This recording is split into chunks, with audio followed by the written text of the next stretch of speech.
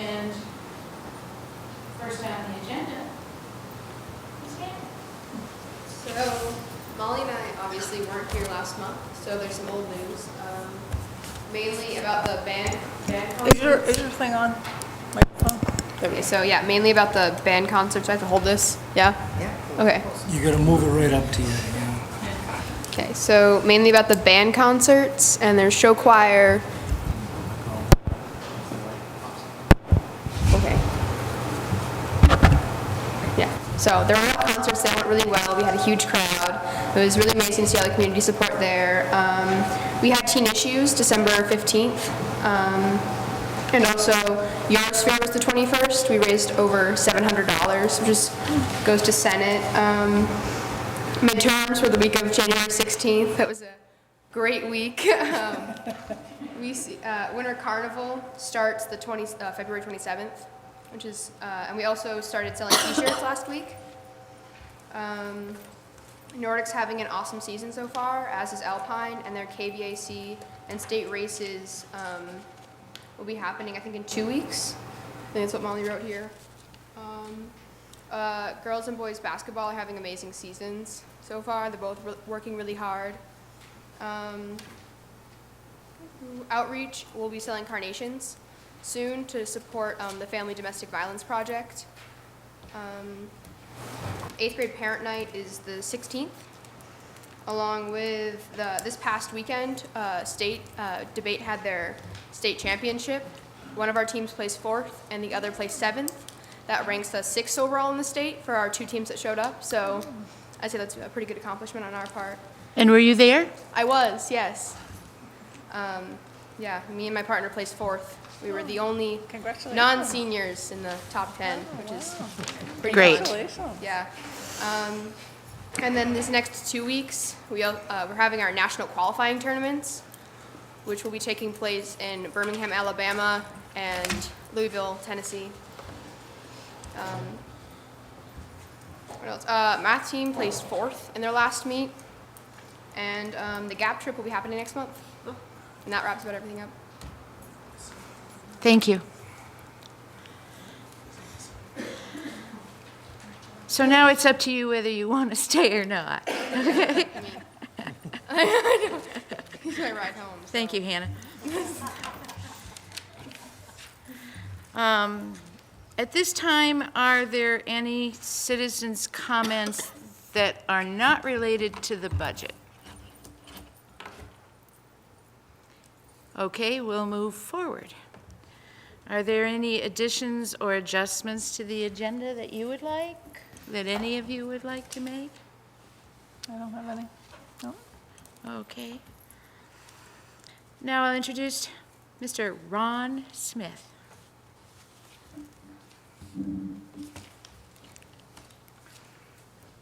Good evening. I'm Ron Smith. I'm the principal with R.H.R. Smith & Company, and I'm here to present your June 30, 2016 audit. And let me first start off by saying that we, in our relationship with the school system, this is probably the best financially that you've looked on a piece of paper, so, since our relationship, and I'll get into some of those details here in a minute. You received an unmodified opinion, which is the highest opinion we can give you. There were no exceptions. If there were errors, issues, we would be required to note it in that opinion. There were none. So the unmodified is the highest opinion that you can receive. The school district on June 30, 2016, your equity position was over, just bear with me, about $582,000 to the good, positive, north. And that's the first time in our relationship it's been north of zero. And last year at this time was about $146,000 in the hole. And And as you can recall, going back to last year's meeting and probably the last few years' meeting, one of the conversation pieces, that we had is that you've never been able to fund your summer salaries entirely, and that is to the tune of about $1 million, to the school system on June 30, 16. This is the first year that you can say that you've done that, and I think that that's a big pat on your back, that you understand your craft and certainly understand your budget, and the big reason why you are able to look people in the face and say that you're in the best financial condition today than you have been is because you returned almost $750,000 of expenses back to your budget. So that just tells me you live within the means of your budget. You had a couple of cost centers that were small, that were overspent during the year, that by statute you as the board had the permission and did rectify those back in June of 2016. This school district's in good financial condition, and like I say, you're at a lot of firsts. You're able to say we've paid for our summer salaries. You're able to say that we're in the black financially now with operationally, running our school system. You're able to say that you're continued in the black in food service. That again is kudos. A lot of school systems, it's one of, next to education itself, food service is probably one of the most underfunded programs, that exist out there in the world of education. You're in the black. Granted, there's a $100,000 appropriation that comes over from your general fund, but in many school systems, it usually takes more than that, So again, I think that congratulations, are certainly in order for you there. So financially, the best way I can say it, you now are solid. I think that you now are stable, and those are good words to use, in your business. And I think that your business people from management, understand their business, and it's easy for me to look you all in the face and say, there's a good reason why you're in this position now. And some of these conversations aren't so positive that I'm having in the world of government in this day and age. It's a treat to be here and deliver this good news to you. It really is. So, yeah. I have a quick question. Because this is a budget meeting, we are videotaped. Did you get that on the tape? Because that was really good news, and it was not unexpected. Yep. And as chairman, I want to particularly thank Donna Wolfram and Bridget Williams, the finance director. And it's nice to hear you say that, because I should be doing nothing more than ratifying what you already know, and sometimes that's just not the case. Here, that ought to tell you that your people understand their business to deliver this information to you when it becomes available to allow you guys to make good business decisions, and that's really the type of staff that you have that provide you that information. So. There were a couple of management talking points that we had. I think one of them is already addressed with the warrants. Student activities, I think, needs a little work, needs a little attention, and Donna and Bridget certainly are on top of that one. But I think that, given the fact that you've taken care of many of your other issues and talking points, now you can refocus some energy into that area. So, Awesome. so I Well, think all thank good you. news. Does anyone have questions for Mr. Smith? Oh, thank you very much. Oh, Yes. Do you have a question? Well, I thought he was going to respond to that. Oh, I'm sorry. So No. there was a question, there was some street talk before the meeting that I intercepted and overheard, and I certainly offered some words and some conversation I speak tonight. There was a Maine Care settlement because of an audit that was conducted a long time ago in the world of government in the state of Maine, of which affected you, and of which affected many other school systems and many other people that did business with Maine Care. And originally, the audit, the settlement, the suit, was bought. I think it was like $800,000 or $900,000 for this school system, which was settled for $56,000 in this fiscal year that we audited, June 30, 2016. It had some other impact on it, but certainly not for the check that was written out back to Maine Care for $56,000. That was a result of previous year's budget. It had zero impact to do on your 2016 budget.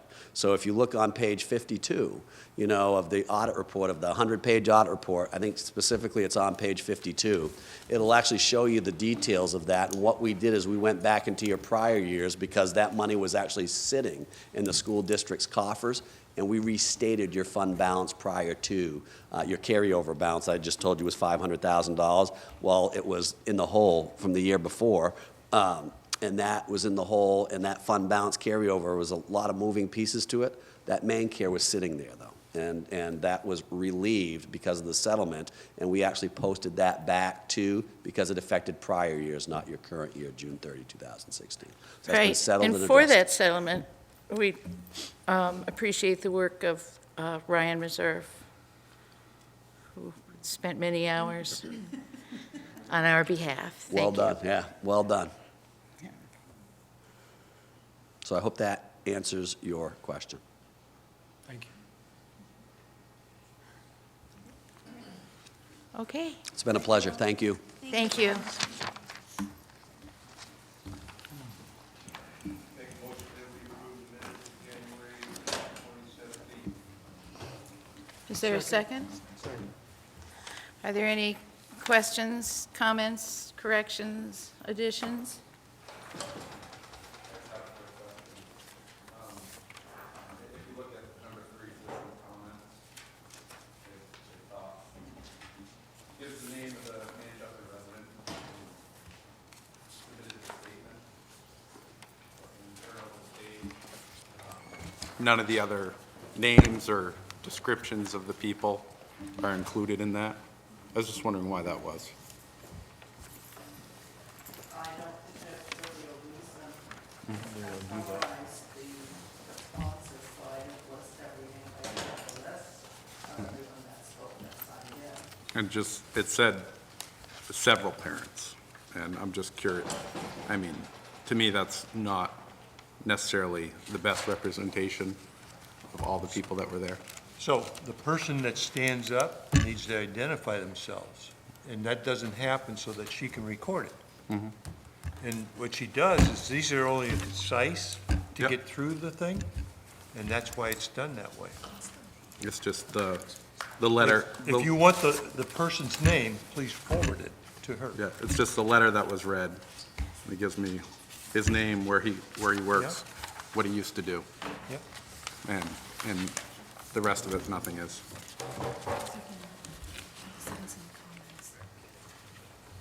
Any further discussion? All in favor? All opposed?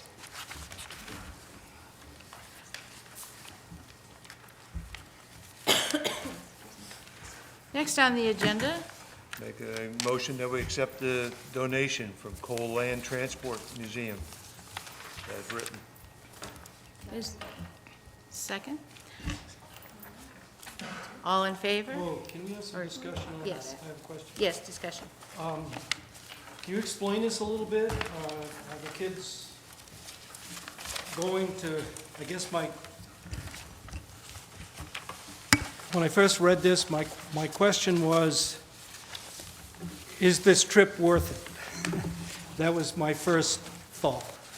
And my second thought is, are they doing this for the projector? Or is this part of the program at, I think this is the middle school?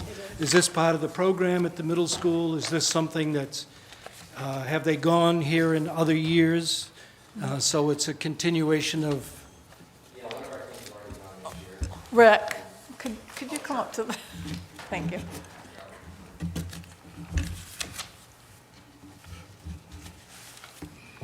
Yes, one of our teams has already gone up there this year. The team that's getting this awarded to them is planning to go up later in the spring. They're currently doing a piece on, their theme is basically war and, I can't remember the second part, but basically studying World War I, World War II, looking at the start of the United Nations and those such things. One of the pieces here is that when they go up, they get to interview actual World War II veterans Yeah. at the Coal Transportation Museum. So it is part of the curriculum that they're doing right now. okay. Cost, what is the cost of this trip? Do you have any idea? I do not. That usually comes out of money that the teams raise on their own. Okay. So I'm not sure what the actual cost is right now. It was fundraised. Yeah, it's a fundraising piece. All the teams fundraise for any trips they take at the school. Okay. That answers my question. Thank Okay, all in favor? Opposed? Make a motion that we accept the resignation of Sandy Hunter, school nurse, at the end of the school year. Is there a second? I'm sort of sad to see Sandy go. But if this is what she wants to do, She has a grandbaby coming that she wants to spend time with. I just would like it to go on the record that Sandy Hunter is one of the nicest and kindest people and is so on top of every kid that comes into that health center. And I'm really, really sad that she's leaving. I mean, there was like a period of my time just this year, I felt like I was on the phone with her every single day. I said, oh no, don't call me again. I'm sorry, I love you, but anyway, if you don't know Sandy, I'm really grateful that she has been our nurse for a long time, and I think it takes a special person to be a nurse, and she seems to really have that caring and loving side to her. So if you would pass that on to her, Mr. Conway, that at least I will miss her, for sure. okay, all in favor? Any opposed? Thank you. Next on the agenda, I'll entertain a motion to, for the first probationary teacher appointment of William Malsbury, High School Alternative Education Program. Make a motion that we accept William Mouse High School Alternative Education. Any question? Betty? Before we most likely accept this appointment, what is it that stands out to you about this person that we're about to hire? He has actually been working as an ed tech in the program and really been the lead person on the program. We've been waiting for his certification. The certification committee has been behind in Augusta, so his certification finally came through. He's done an amazing job. He's really brought the program together. You've heard about how they moved over to the middle school, and he's doing a wonderful job. Dwayne, do you have anything that you would like to comment on? Will's just an incredible young man. He's somebody we want in this district working with our kids. Done so many hands-on things with the kids, working really hard to integrate standards from across all the disciplines into alternative ed. He's a great hire for us. And he's been filling that role as teacher, up to this point. That really helps to hear that, rather than just reading what's on this paper. It doesn't put life to the person. So it's nice to know why we're hiring this person. He is a wonderful addition to our staff. So all in favor? Any opposed? Moving on. Next on the agenda is consideration of a request from John Hirsch for a leave of absence from September to December 2017. So before we begin, you have a person that can step into his shoes, Let's have a motion, okay? I and move then that we can discuss it. I move that we accept accept the request for a leave of absence for John Hirsch from September through December 2017. Second. Okay, now we'll have discussion. Can you guys use your mics though, please? I can't hear a thing you say. It's on. You have to talk. Does anyone- into it. Pull it up Put there. near your mouth. John is here tonight. Does anyone have questions for him? Or for Dwayne? No, we have a question for the superintendent. Okay.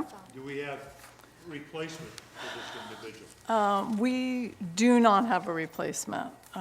We have, you probably are aware that in the past we've had difficulty filling our world language positions. I think it would be a wonderful opportunity for John and his family The policy does say that we have to keep the students of the district in mind when we think about these.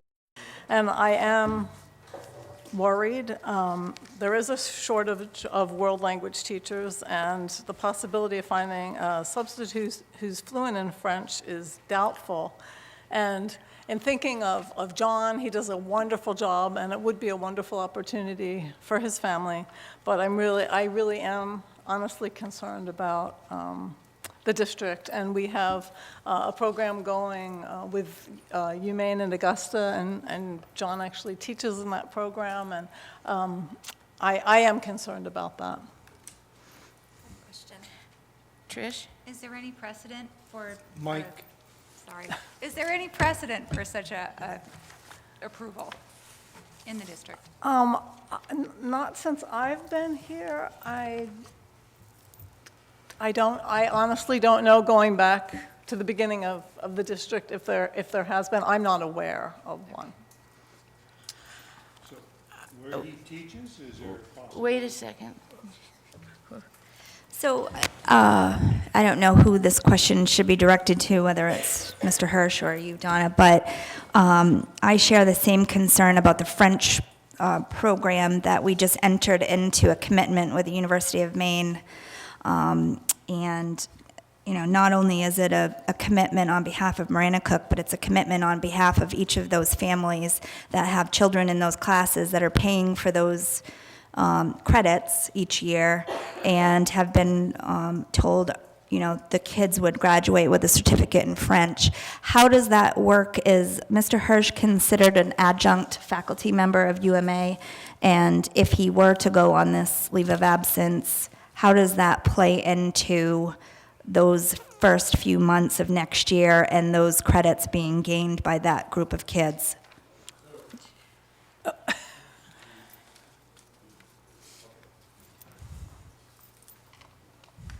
So, John, please correct me if I'm wrong. I believe you're considered adjunct for UMA, and that's the same for all our dual enrollment professors.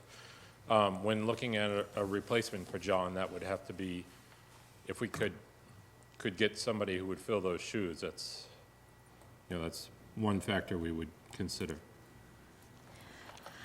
I guess for me, that's a big concern for me, because we made this commitment, and although I totally believe in family, and I really think you spending time with your family in Germany is a great idea, I remain concerned about that commitment that we've made to those families in our district, that we're counting on this. And if for some reason we cannot fulfill, you know, putting somebody in that spot, that would really, you know, for lack of a better word, bum me out. I do know of one person who is interested in a long-term substitute job teaching French. I just have that to say. I spoke to someone yesterday about that possibility. So, How does that work with the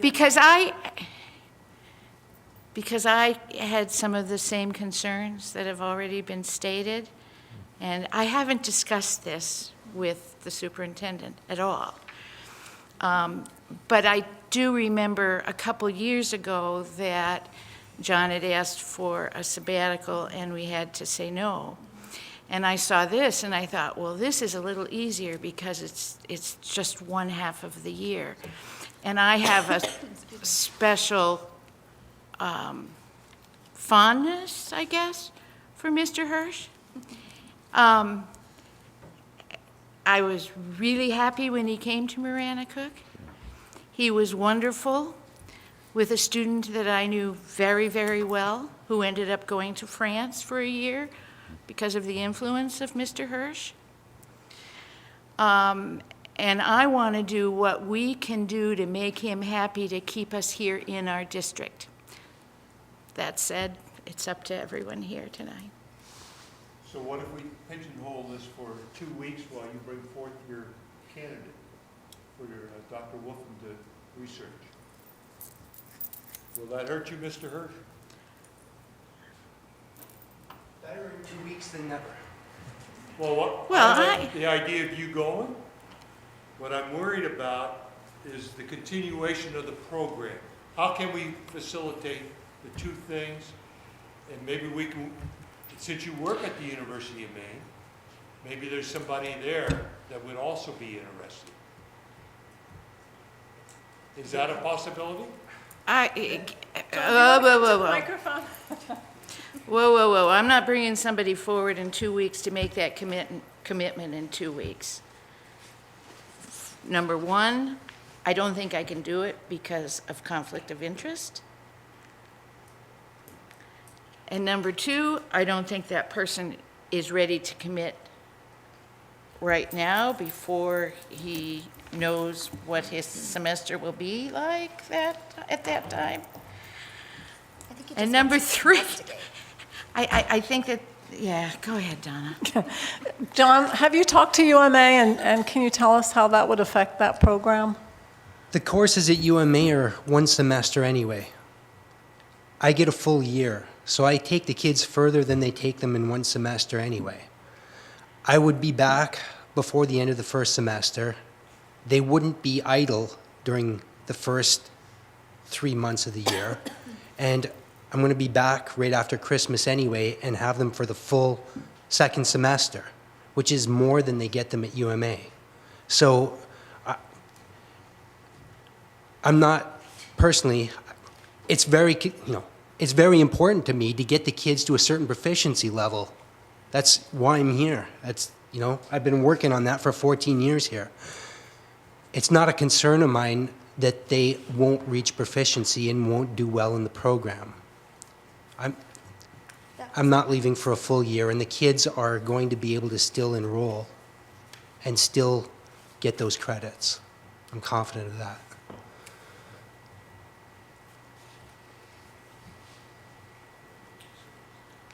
Sean? So how many kids are we talking about? Oh, let's see.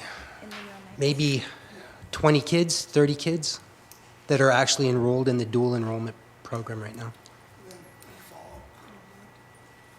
So could those kids still get their education from UMA without you?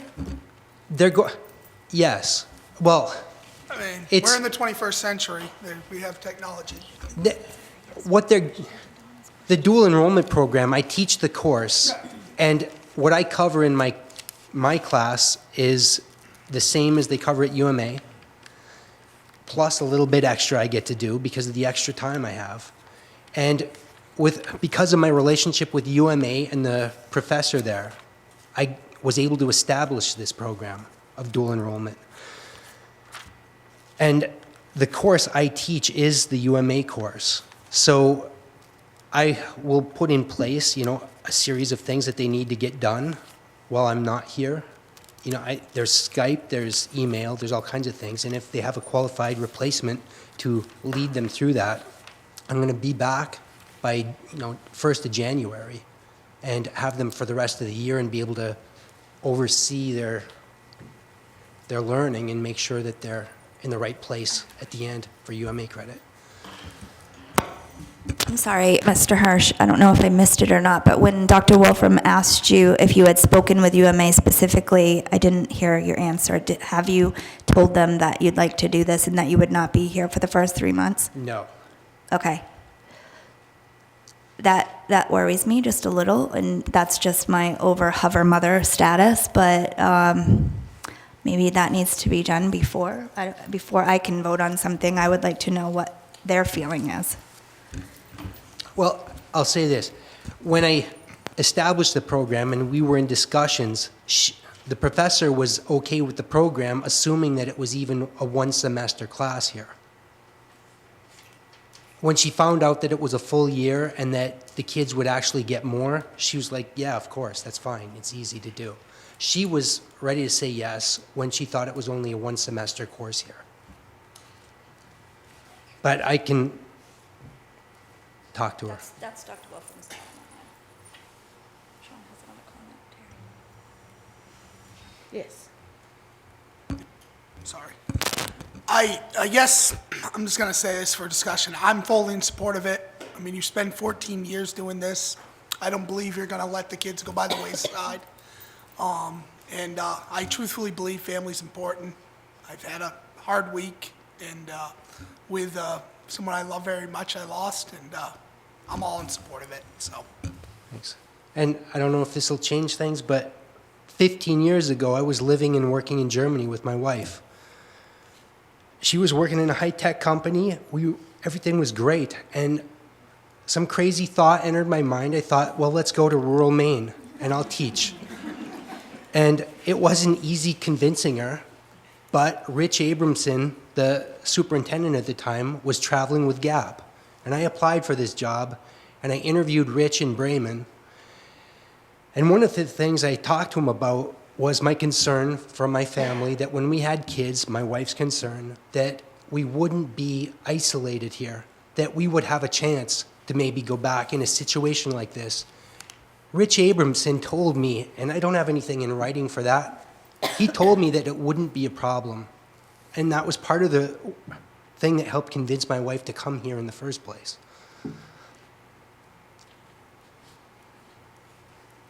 And now we have a kid in 4th grade and a kid in 6th grade here in the district. We moved to the district. I bought a house in the district. I committed to the district for 14 years. What my kids are going to get from this, being able to know their grandparents and speak German and actually get to know what life is like there, get to know their cousins, and then come back and have that experience under their belts that young and have that with them the whole rest of their educational time here at Maranacook is pretty big. It's not, yeah, well, thanks. We get the picture. Thanks. Thank you, John. Are there any more questions?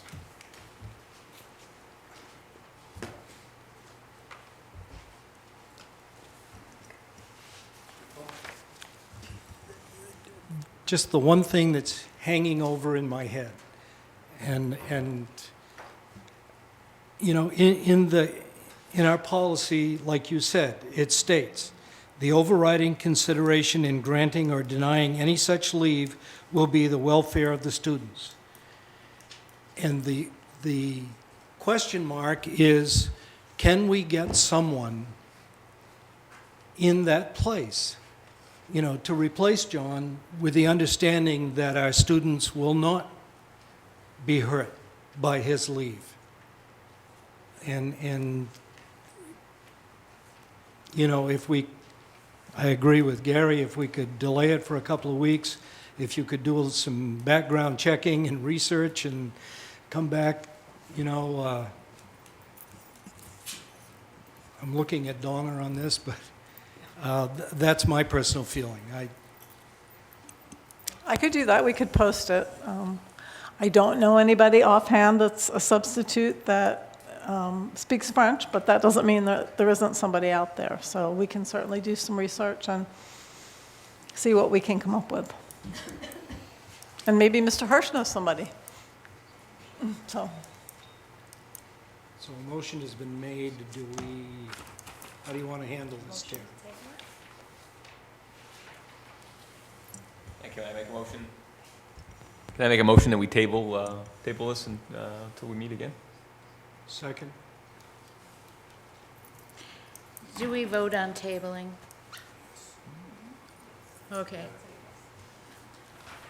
I didn't hear you, Terry. Do we vote on tabling?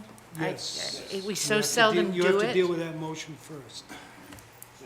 Right, we have to. Okay, all in favor of tabling this motion? no, you have You gotta go You to have the to vote on first. the first motion. Yeah, you gotta go to the first one. allow Right. him to go. Sorry. So we should probably. The motion on the table is Oh, that- and we're so being let him vote. videotaped. Yeah. Yes, I don't know what to do here. All in favor of granting the request, say aye, or raise your hand. Granting the request for the leave. For the leave. All opposed?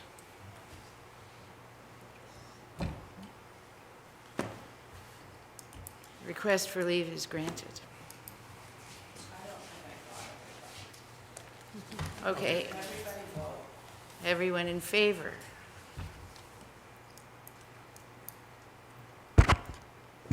Did you get them? Everyone opposed? I'm abstaining, Donna. Abstention? I can't in the program, I don't feel like I can be. Okay, once again, the request has been granted. Thank you. So we're not tabling anything? No. So, that was granted. Next on the agenda, my favorite topic, an update on the Manchester Elementary School situation. So, the RSU 38 Facilities Committee met on January 26, 2017 regarding the air quality concerns at Manchester Elementary School. The committee was joined by Manchester parents Jeremy Payne and Craig Garofalo, who were invited to join in the discussion as we made plans to move forward with ensuring school safety and improving communications. Terry Watson, RSU 38 School Board Chair, sat at the table as an ex officio member of the committee. In addition, Kurt Morse, RSU 38 Director of Operations, Janet Delmar, Principal, Manchester Elementary, Bridget Williams, RSU 38 Finance Director, and myself joined the committee for discussion.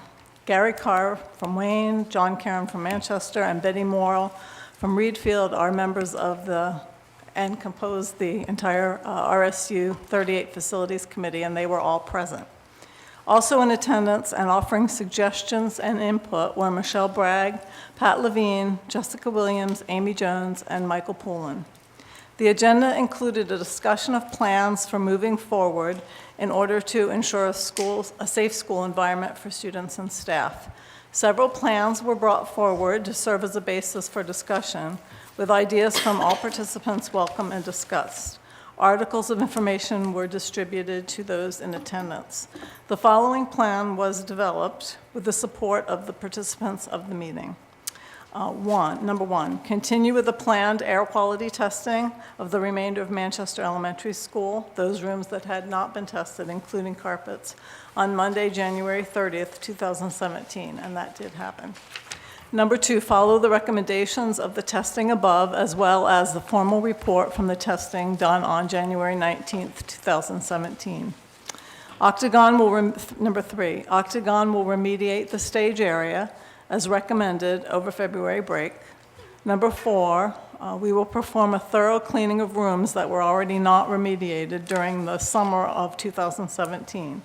This will include removing and then reassembling bookshelves surrounding heater coils and fins in order to eliminate dust, steam cleaning of the carpets and any additional remediation that is necessary to be done. Number five, notify volunteers of needs to assist with cleaning and reassembly. The parents were very interested in helping with this. Number six, Janet will meet with Jessica Williams to review the PTCO list of items missing as a result of the basement remediation, and replacement needs will be agreed upon and forwarded to central office, and I believe that happened today. Number seven, parents should notify Jada Clark, school nurse, if they notice anything unusual in their students' health, such as prolonged and unexplained cough, upper respiratory issues, nasal congestion, itchy and runny eyes. Jada will track these calls. If she feels that there are concerns about the number of these reports, she will notify administration and the situation will be immediately investigated. Number eight, communications regarding air quality at Manchester Elementary School will be sent to parents by email.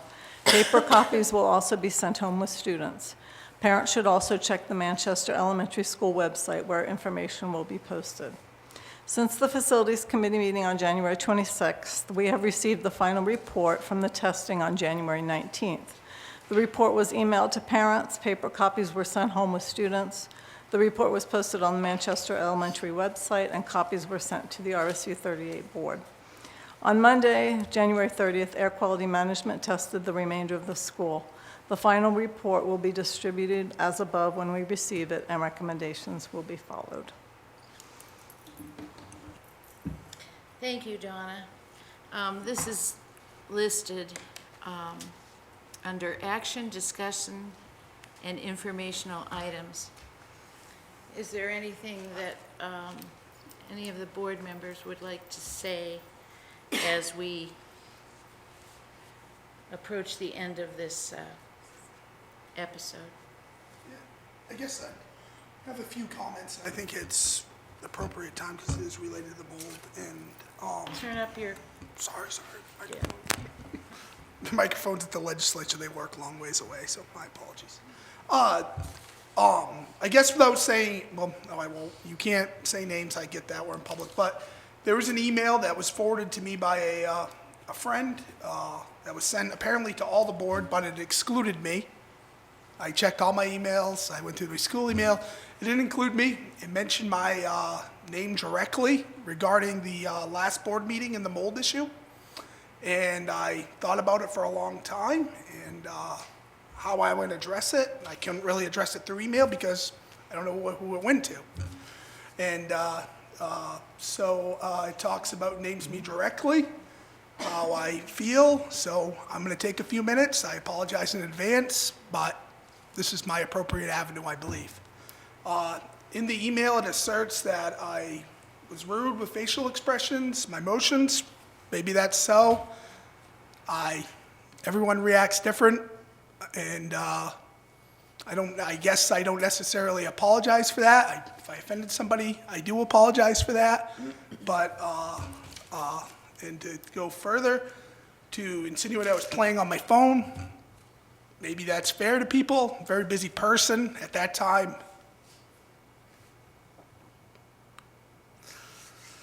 Sorry. My son is 4 years old. He has a lot of issues. My wife has spent a half hour, he's not even in the public school. I want to thank Mr. Missouri for taking time to talk with her. He necessarily doesn't have to do that.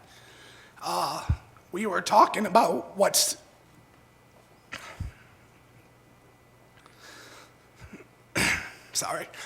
done next for him, what his next recourses are. We have spent a lot of time and money. We've traveled all over New England getting him the treatment he needs, so he hopefully will be ready for kindergarten. And that's what I was doing at the time. You consider that playing on your phone? Maybe I'm too busy to be on the school board, I don't know, but I'm a very busy person. To go further down, it inserts that people on the board don't care about children.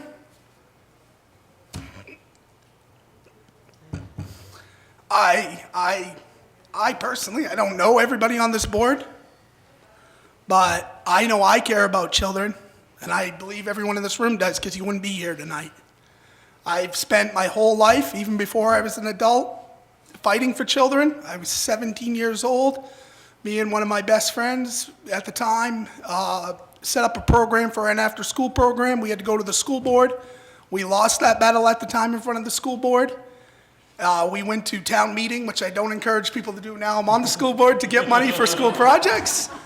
We won that battle. Our school, we grew up in a very poor area. Somerset County at the time was the poorest area in the state.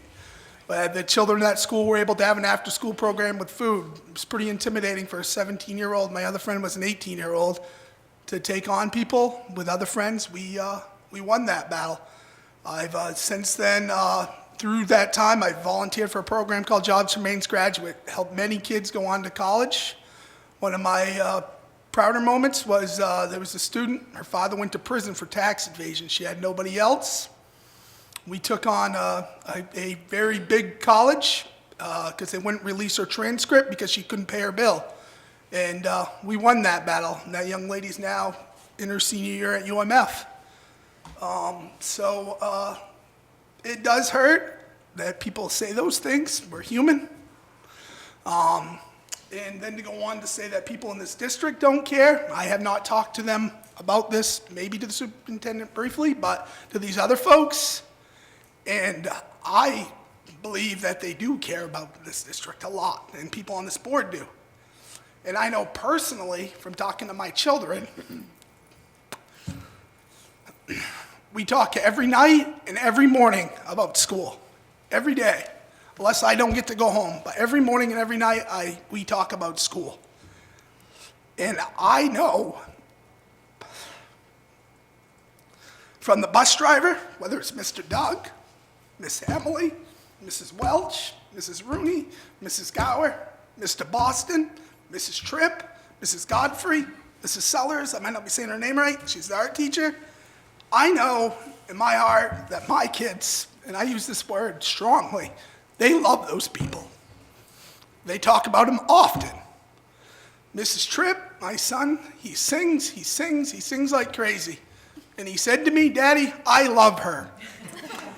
And at Christmas, we forgot to give Mr. Boston a Christmas card, and my daughter was heartbroken over that. She said, you forgot Mr. Boston, Daddy. I don't really know these people, but I feel like I do. And in closing, again, in regards to the mold issue, to kind of wrap this all up, to say I don't care, I had a list of notes, and I'm going to read my concerns. A lot of those have been addressed. Why was there a page in the report missing? That was brought up. Teachers had concerns about the people not listening. I had concerns about that. I've spent my whole life with asthma. I'm very concerned when children have breathing issues. I spent over 40 days in the hospital in my life so far because of breathing issues. The insurance claim and the items that were missing from the students, I see they're having a fundraiser to try to help replace some of those items. My wife got an email. We have helped with many of fundraisers. And we moved to this district 4 years ago because of the school district. My wife is a certified school teacher, as many of you know. And we moved here because of this district. She did a lot of research. I think she talked to Mr. Boston either right around the time we were buying our house or briefly, and she did a lot of research. There was a lot of other places. Reedfield, it's a nice community. We have no family here. We just came here on a limb. And we met a lot of nice people. And the headlines that are around this issue, they really bother me. It should be positive headlines, like it put a smile on my face. My daughter goes to me, that's a black bear on the Sunday Sports Edition, the young man that attends the high school that's going on to the Olympics. That's pretty cool, and something we should be proud of. And I hope we get back to starting the meetings with something we're proud of or something good that's happened. And in closing, we attend a lot of high school, a lot of sporting events, a lot of different events. We've gone to basketball games, hockey games, and I'll say this in closing. I know I'm proud to be a black bear, even though that's not I feel like, because my kids are black bears, and they say to me often, we're proud to be black bears, aren't we, Daddy? And when we went to the hockey game last Friday, the hockey team's Hawks, and it took me half the game to explain to them there's black bears on the team. So again, thank you for listening, and I felt like this was my avenue to get my voice heard. And in regards to not being available, my phone number is online. My cell phone number is online. You can Google my name. I can be reached at the State House. I talked to one parent about this issue, and the only reason I talked to him is because he is at the State House often. I never heard from anyone else. So thank you for your time. So thank you, Sean, and we are very happy that you are here on the board with us. It's been emotionally exhausting for many of us.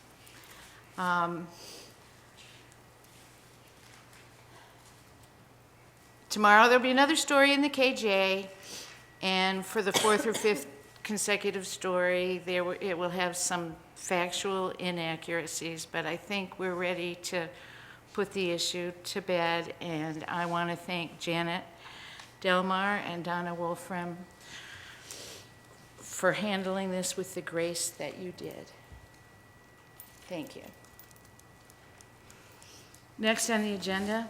Can I say something? Yes. I guess just as being not on the board and just looking at it, I think a hard thing for this board to understand is when people come before you, they've already talked to the administration. So when you're sitting in that seat and you're looking this way, it's hard to tell what is the board and what is the administration. I think it would be just listening to everything that happened with the mold issue. I think that the employees that brought it to the attention should be commended. I think that they're the eyes and ears of the board as far as being able to let people know when there is a problem.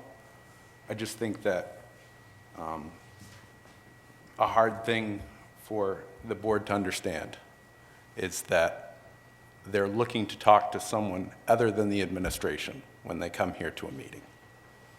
And just visually looking around, it's hard to tell what is what. That's it.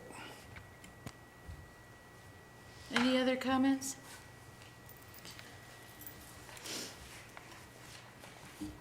Oh, now we're into policy. Ready, Gary? Okay, for second readings.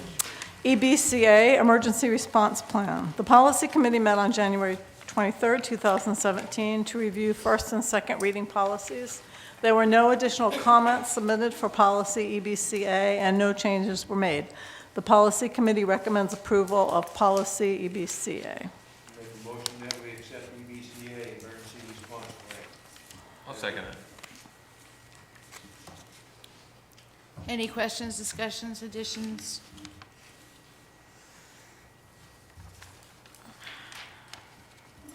And this is a second policy Yes. reading? Yes, so these need to be voted on. Okay. All in favor? Opposed? Policy GCCA, Extended Leaves of Absence. No additional comments were submitted and no changes were made. The Policy Committee recommends approval of policy GCCA. Make a motion that we accept GCCA, extended leaves of absence. Is there a second? Second. Is there discussion? All in favor? GCFB, Recruiting and Hiring of Administrative Staff. No additional comments were submitted and no changes were made. The Policy Committee recommends approval of policy GCFB. Make a motion that we accept GCFB, recruiting and hiring of administrative staff. Is there a second? Second. Is there discussion? All in favor? Opposed? Thank you. Policy first readings. The policy, that's the one that is going back to Policy Committee. You got a note on that one. Okay? And we'll discuss that at Policy Committee. We had some more feedback. So, Was the 13th? yeah, the 13th. Policy first readings. The Policy Committee recommends the following for first reading. These do not need to go to vote. Comments will be taken tonight. Please send any additional comments to Donna Foster at Central Office, and these will be presented to the Policy Committee for consideration. ABB/GBB, staff involvement in decision-making. This policy was reviewed as part of the process of reviewing older policies. The committee compared the current policy with the MSMA sample policy. The Policy Committee recommends the MSMA sample policy, AMMGBB, for first reading as presented. Are there any comments on that? Okay. ADAA, School System Commitment to Standards for Ethical and Responsible Student Behavior. Code of Conduct. This policy is required by law.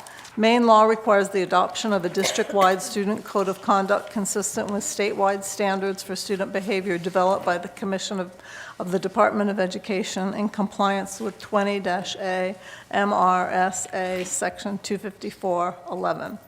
This policy was reviewed as part of the process of reviewing older policies.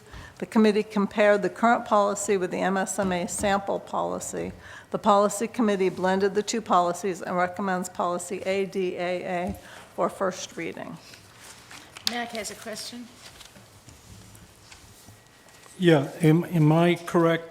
This was adopted, the last time it was adopted in 2009? Is that correct? We're updating from 2009? Yes, 2008. Is that correct? It looks Okay. like it was revised in 2008, yes. Okay, so here's my question. Looking back, I looked up the Student Code of Conduct, which is part of this, and that hasn't been updated, if I'm correct, since 2003. And I would think that you would want to update that along with this? Much of this is in law, and it hasn't changed. We did look at the MSMA sample policy and added the new things that they suggested, and that's why, there was the blending. So we can certainly take that into consideration as we go back to the second reading, the policy committee. Put that one on the list. List it out right now. Well, it has to go back to policy committee anyway, so. Yeah. Yep.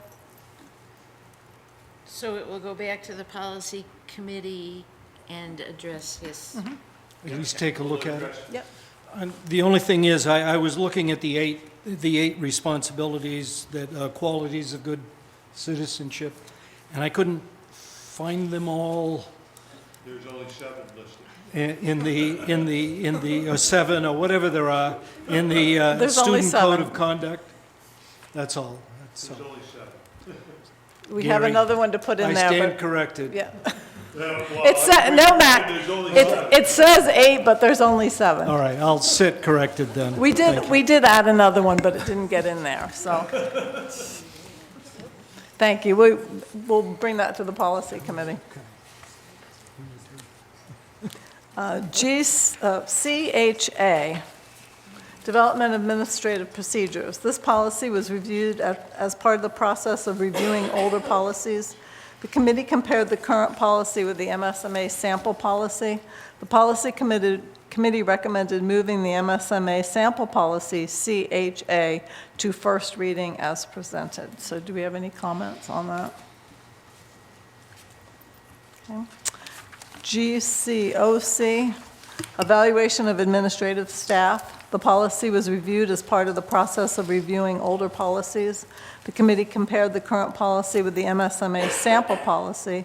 The policy committee recommends moving the MSMA sample policy, GCOC, to first reading as presented. Any comments? Okay. Donna, is that the policy now that they're currently working on? That you're trying to implement with the teachers? The teacher evaluation, PEPG policy, it melds with that. Yeah. It's a lot more general, the actual evaluation policy, the actual evaluation system is a lot more specific. And the board will have to approve that before the end of the year, so it will come before the board. IKB homework policy. This policy was reviewed as part of the process of reviewing old policies. The teachers and administrative team have reviewed this policy and have made recommendations for its revision. The guiding principles section of the policy has been revised, as well as paragraphs 5 and 6. This policy has been presented to staff for feedback. The feedback has been taken into consideration for the draft. The policy committee recommends policy IKB for first reading as revised. Sorry, IKB for first reading as revised. Any comments?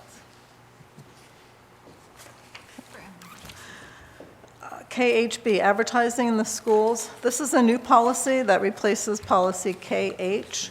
The committee reviewed the sample policy provided by MSMA. The policy committee recommends policy KHB for first reading. Any comments? KHC, distribution of non-school materials. This is a new policy that also replaces policy KH. The policy committee reviewed the sample policy provided by MSMA. The policy committee recommends policy KHC for first reading. And I know Wendy has some comments. First I'd like to know, how did this one come about? I read a little bit more about the meeting you had with some business owner who came to the meeting. I was wondering, because it starts out with the board wishes to minimize intrusions on teaching and learning time of students and staff. Are there that many flyers being sent home? And my other question was, what about invitations to nonprofit events in the community?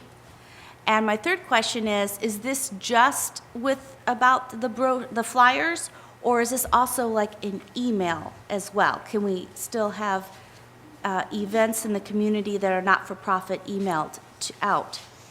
Does anybody on the committee want to address those? Any of those? Do you want me to? You back me up if I don't get it right. So, you're correct, Wendy, that the committee decided to, in addition to the other policy, KHB, we wanted to also implement this. The issue that arose was a local business from Manchester that came to our policy committee asking if they could distribute little business they were kind of like business flyer cards for free karate lessons in Manchester during a time at which they were actually providing a service at the Manchester Elementary School during a week where Barbara Godfrey had asked them to come in and do some time during gym class for every grade. So we decided as a committee that that was not going to be allowed. They hadn't been able to distribute those cards in the last couple of years anyway, but they did want to be able to give flyers out. So I think this policy addresses that non-school materials cannot be given out. It can't go home in any packets. Did we decide, Gary, on, it didn't matter if it was nonprofit or for-profit, that... For-profit. Yeah, that's right. But we did run into an issue where they were a little upset because something had gone home that Donna hadn't seen for a nonprofit that had advertising on it that had for-profit businesses on it. So I think we decided to just add this to the KHB policy in addition to cover all bases. I don't think there's anything being abused going home. You asked about, are there too many flyers going home and such. As far as email goes, are you talking about emails that the secretaries from the elementary schools send out? So what those emails include, I believe, and correct me if I'm wrong, either Janet or Donna, are materials that go home with the kids anyway. So I would suspect that that's acceptable under this policy if it's a nonprofit solicitation. Okay, so things like the Christmas, is this still on? The Christmas tree lighting, let's say, if it could still go as a flyer home with the students? There's not a profit that's taken from that lighting, so I would suspect the best thing to do is give it to the building principal, and if she or he are unsure, then that would come to central office for interpretation by Donna. So, you're supposed to have say Yes. Anyway, right? Yes, the flyers that go home or the emails that go home that advertise those things are supposed to come to central office for approval, so. Certainly, I think the central office the system is wonderful that's in place now, but when I read this, I wasn't sure if not-for-profit organizations, like the tree lighting or a parade or something like that for families, would still be able to get approval by your office and sent home as a flyer.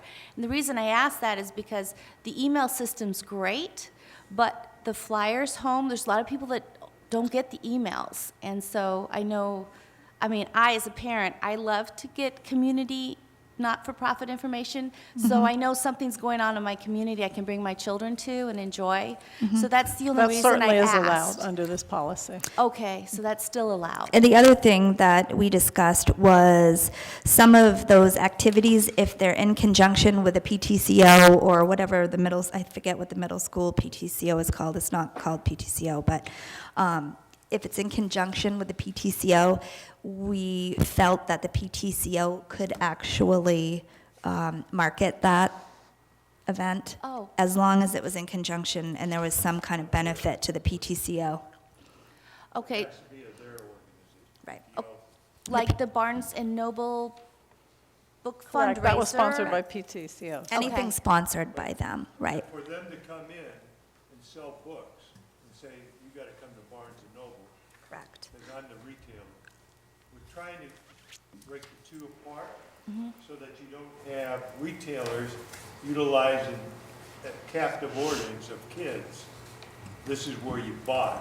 Right. Right. That is something for the parents and the kid to decide, not somebody coming in and selling their wares. Okay, so is there any way to put in here that not-for-profit organizations can still submit paper flyers? It should say that in the other policy, right? On the other policy, down here it does. Yeah.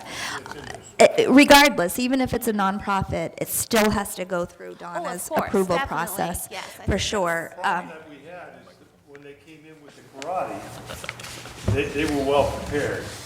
And somebody snuck out a flyer which had a for-profit on it, so they automatically said, hey, you're not following your own policies, we want to add. And we want to have our advertisement go out to all your students. No, you're not going that road.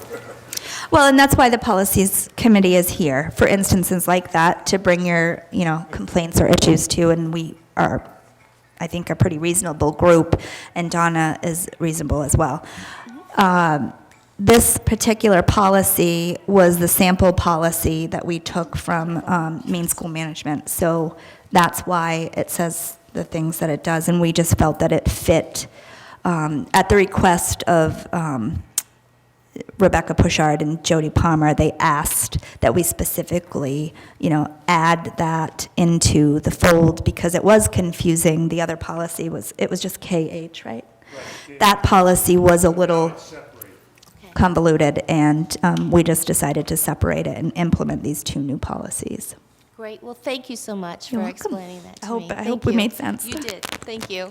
So the policy committee recommends the removal of policy KH to be replaced by KHB and KHC for first consideration. And you do have to vote on that, so that will come back again. The removal will come back again for second reading. So if anyone has, after looking at these, any more comments or questions, the policy committee is meeting on the 13th, so if you can get your comments or questions to Donna or to me, then we can pass them on to the policy committee. I will not be able to be at that meeting. Okay. Our final gap meeting before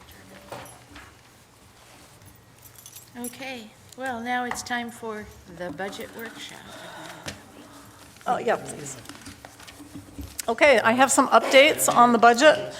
As an informational item, I wanted to let you know that we have included an anticipated increase of 10% for health insurance in the original request budget. We have no idea what the increase is going to be.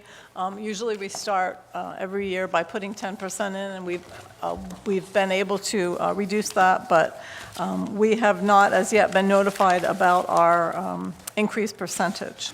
And Hopefully. that doesn't usually come till late in our Right, season. right. The 10% increase, projected increase, in addition to several changes in employee health care benefits, has added an additional $338,000 to the FY18 budget. So it really does impact our budget. I also want to report that a required MAME PERS match, which is the retirement, has increased by 18%, going from 3.36% to 3.98%. This has a major impact on our FY18 budget by about $60,000. Again, we've not been notified regarding our state subsidy. We don't anticipate any information until March. This week, the Maine School Superintendents Association sent a letter to the Commissioner of Education expressing the need for districts to have this information as we work on developing our budgets. In your packets, you have the names and contact information for our new legislative delegates. That's for your information. You also have the original request budgets from the district administrators who will be presenting their budgets tonight. Remember that these are their original request budgets, and we will continue to work on these budgets throughout the next month with your budget goal in mind, and that was promoting student success in all areas as we strive for academic excellence while maintaining fiscal responsibility. So our first presenter tonight is Diane McGregor, and Diane will be presenting the FY18 technology budget, which you have in your folder. Terry, before we begin, if we have a question that we want to ask, should we do it at the end? I would, yes, let Diane. Not dealing with the speakers, but. Sure. Yes, there's a discussion time, so it would be appropriate to come up then, okay? In other words, don't interrupt. Well, when Diane is done with her presentation, can we question? Yes. We can question her. But you mean It's not a question for her, per se. It's- general, I think age. Oh, we'll have a general I have a discussion general after. question, Yeah. request that I'd Yeah. like to make. Yeah. Okay. Diane? Good evening. Tonight, I'd like to start with a story that tells you a little bit about my tech department's resourcefulness. It's been a goal, and I've talked to the board about this before, about getting interactive whiteboards, smart boards, Promethean boards, into classrooms into our classrooms. And they're quite expensive. When we first started putting them in, the first board that we put in was about $4,200. And it was a complete setup with, the attached projector, speakers, the whole 9 yards. And it also included an installation fee. And so last year when we put smart boards or Promethean boards in the budget, we decided that we could actually put up just the board, use our own projectors, and we got the cost down to about $1,700. And we had put in for 4, we cut it back to 2, so, just slowly and surely we were gonna get these boards into our classrooms and reap the benefits that those boards really have for teaching and learning. This summer, we have great relationships with the schools around us, and so Kents Hill, Mike Delisle, emailed me, and he said that they were going to be replacing their smart boards, and would we like to have the ones that they were taking down. And there were about 10 of them for free. And so, of course, we said, yes, that would be wonderful. And really, they had a need for someone to help them get them down so that they could get the new ones up. So our sweat equity was to go to Kents Hill on this really warm July day, and Norm Robichaud and I went up. There was one of the oldest Kents Hill buildings, no elevator, nothing like that, the spiral staircase going up. And we took down 10 boards, loaded them. We had to do 2 trips, loaded them into the food service van, and brought them to each of the elementary schools where they were going to be put up. That was a very long, real day, but it was very exciting for us to get these boards for free. Those boards came with projectors, and really the projectors are the things that fail the most often. So we have some projectors up there, and some of them we just used with our own projectors, which were newer, and they've been working fantastically this year. So we felt really good about that. And then in January, I noticed that Ruth's Reusables in South Portland had 8 smart boards that they were selling for $200 each. Because of our experience with Kents Hill and knowing, now we feel really good about what we need to do with smart boards. We're installing them ourselves.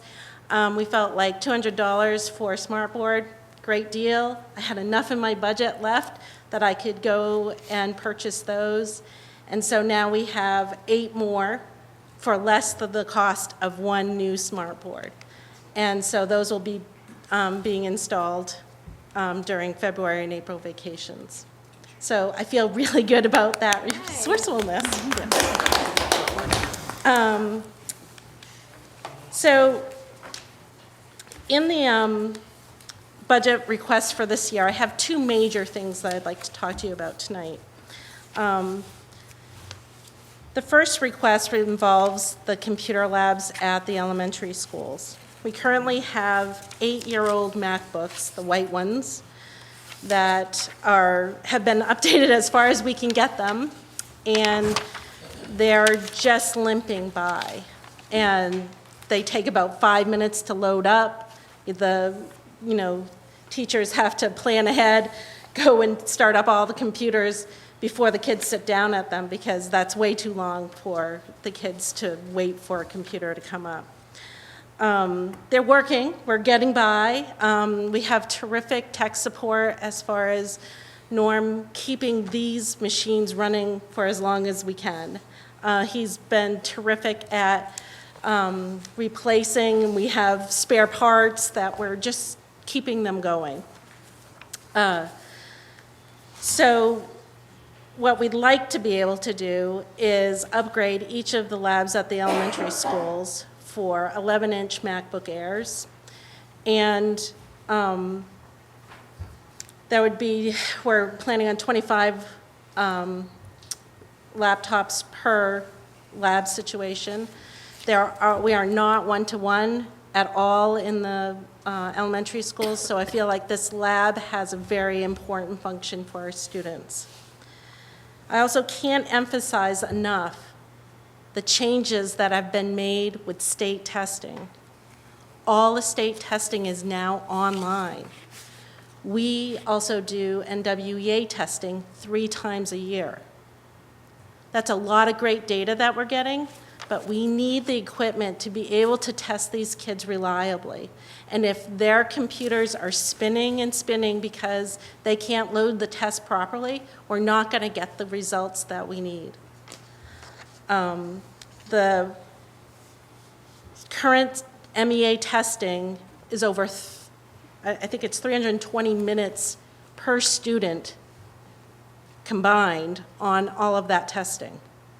That's a lot of time on a computer, working on this type of thing, and we really need the equipment to hold up. I think it would be a shame for kids to start a test, have the computer die, and have to start again. So that's a big concern for me. And again, we don't have one-to-one in our classrooms. We have the computer lab, and so the kids go there to do a lot of their projects and computer work. So I think it's important to invest in that. I've got a quote from Apple that is a 4-year lease purchase for this, and it comes up to about $8,000 per school per year for 4 years. So $32,000 a year for the total, but it would be, separated out to $8,000 a year for 4 years. My second major request is for a K-5 technology integration specialist at 80%. I'm not sure how much you guys know about the relationship that we have with the Fayette schools and technology. We actually provide technical support. Norm or Jeff go to their school once a week for about a half a day. I help them with their budget, with their ordering. They purchase first class through us. I do their website. These are all purchased things, but when the governor keeps saying we need to work together with other schools, well, we have been for a really long time. And so this K-5 technology integrator that I'm proposing is at 80% because Fayette also needs to have a tech integrator, and they're putting one in for 20%, so that would make a full-time person. And that would help us support them because we would help to hire the full-time person. They would be trained with our people in our systems, first class, the website, all of that, and be able to support their technology. I think right now, what we have for a technology integrator is a K-8 technology integrator, and it's 60% at the high school, at the middle school, and a half a day a week at each of the elementary schools. Now, a half a day for elementary schools is really very, very little time. We're pretty efficient in our ways that we try to support technology, in that we have a text support email that that people email to, and we try to get that information or that support out to them pretty quickly. But what happens sometimes with teachers is if they don't have that, it's called just-in-time support. That just-in-time support is, you're doing a lesson, the technology is not working, what do I do now? And if they don't get that support as quickly as they need it, then they will be less likely to use the technology. And that's a really sad thing, because we're really investing a lot of money for this technology. So it would also benefit the middle school, because they would go from 60% to 100%, and that would help to support all of the MLTI one-to-one that they're doing. But also, we haven't been able to really hit digital citizenship as much as we'd like, and just further help them to integrate with the technology that they have there. So that's my second big proposal. Finally, I just want to remind the board that when we did the MLTI refresh last year, it was pretty late in the budget season when this was proposed, and MLTI knew that. They knew that that would be a hardship for a lot of schools, and so when we made that switch from iPads to MacBook Airs, they kept the cost of year one the same as what we would have paid for the year 4 of the iPad. But now we're in year 2, 3, and 4. It's $31 more per device. So that works out to be about, at the middle school, it's $3,286, and at the high school, it's $11,966. And we knew that this was coming up, but I just want to make sure that you're aware that it's the year 2 payment. Year 2, 3, and 4 will be over a little bit than what we had paid for year 1.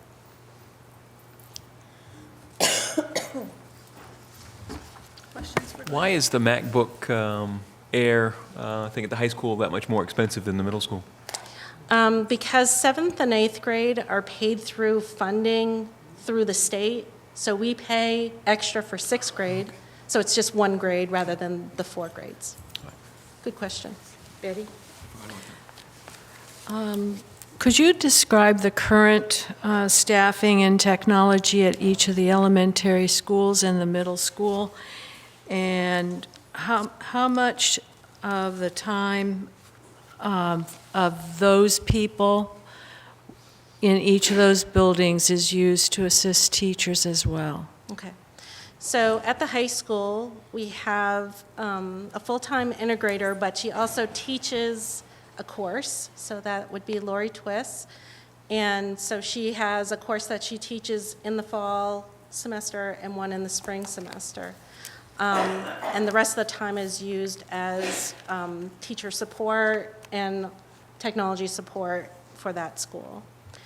At the middle, and then we have a technician, Jeff Tracy, who is really the fixer. He does networking things, he fixes and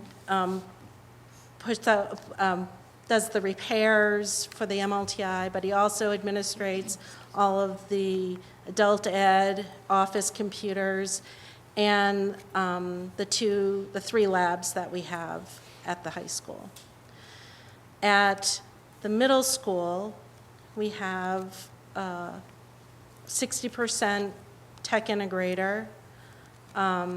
So that's about 3 days, but often he'll put out a schedule at the beginning of every week saying when he's going to be at the middle school and when he's going to be at each of the elementary schools. So he definitely schedules out his week so that everybody knows where he's going to be.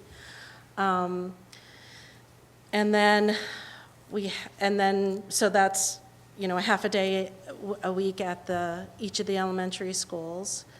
Norm Robichaux does the repairs at the middle school and any repairs at the elementary school. And Jeff and Norm both support the central office, the bus garage, food service, that sort of thing. And then I oversee everyone. We also have 2 elementary ed techs that run the computer lab. They're ed tech 3s. They're very qualified, and they do a fantastic job.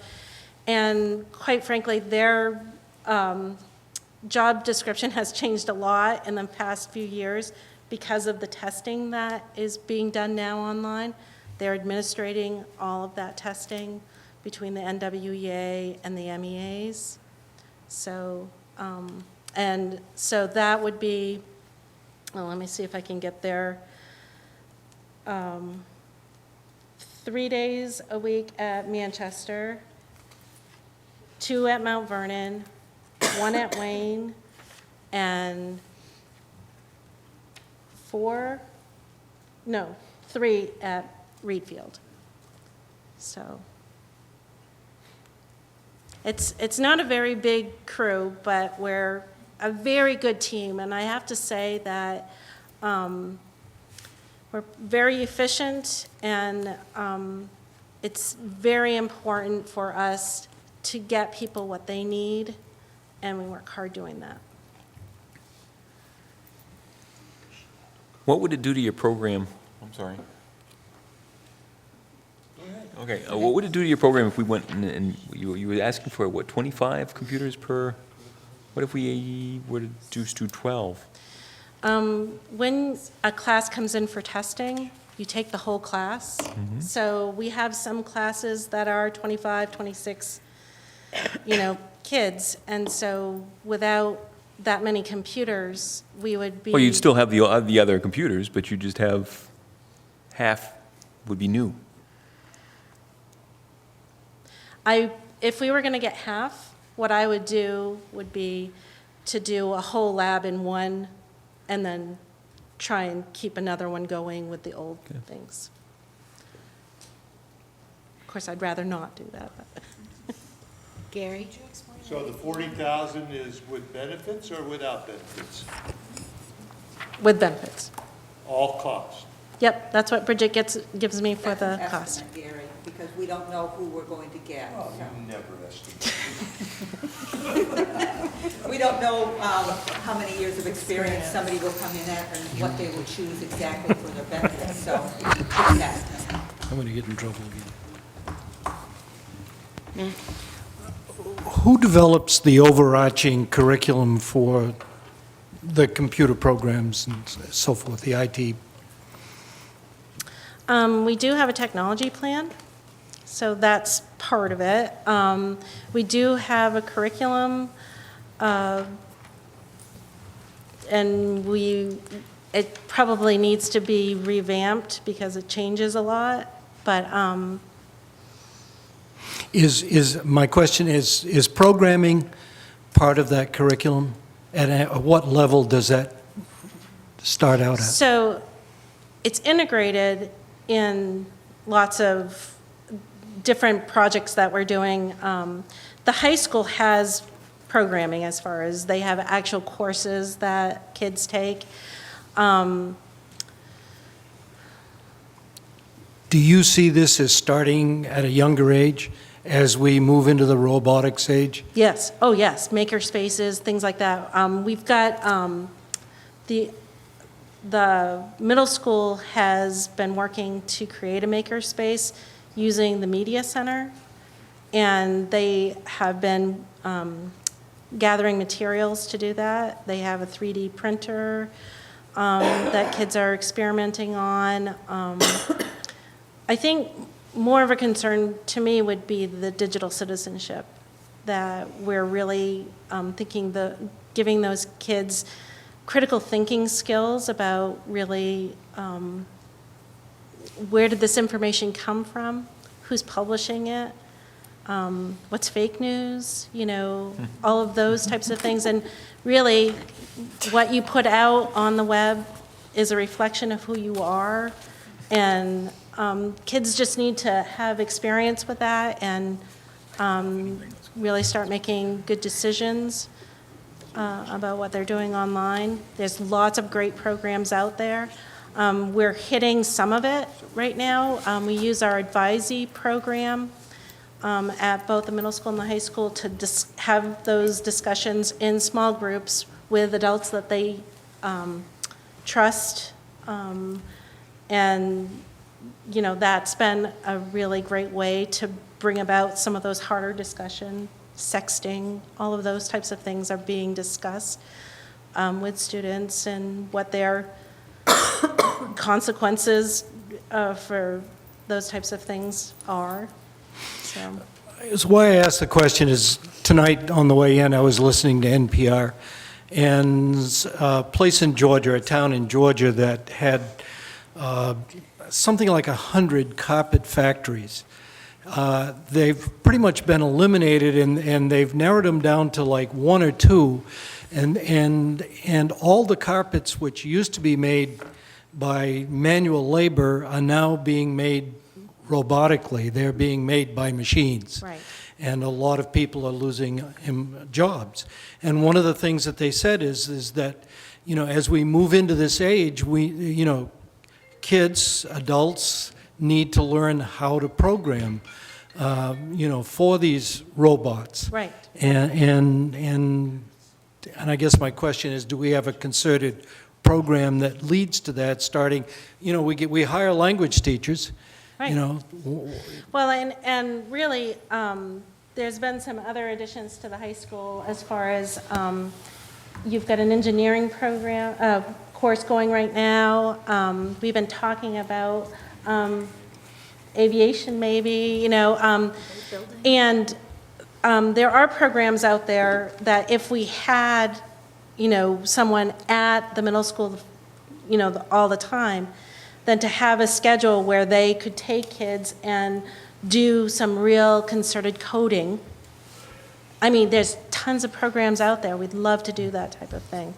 But yeah, that is the future, and we really, we want to teach kids not to just be consumers of technology, but creators. And yes? I'm a little bit concerned that the teachers seem to need so much help with the technology. Is it that, are we just talking the smart boards? Is that primarily what it is? Is it just that this is all new, or are we asking too much? And we've had the teachers, we heard before that they were feeling kind of stressed out, that there was a lot going on, and I'm just wondering if this is part of it. I think whenever you introduce something new, even if it's exciting, it doesn't always work the first time, or reliably sometimes. Having a plan B is pretty important, but having the support to have someone come in and team teach with you the first time you're doing it, so you get comfortable, and then you can take it on, and just giving them that support to, it's not easy to always implement something new, and I think that's what I'd like to see. Not just that you know how to use Google Docs, but that you know how to improve teaching and learning using Google Docs, that it's hitting your curriculum, that it's making a difference with kids, having them being more engaged and doing greater things with the technology, that So you don't it's think enriching. that we're just trying to do too much too fast, that we should maybe roll it back a little bit? Well, The changes that I'm asking to make are, I think they're essential to teaching and learning. You know, I'm not looking for every bell and whistle.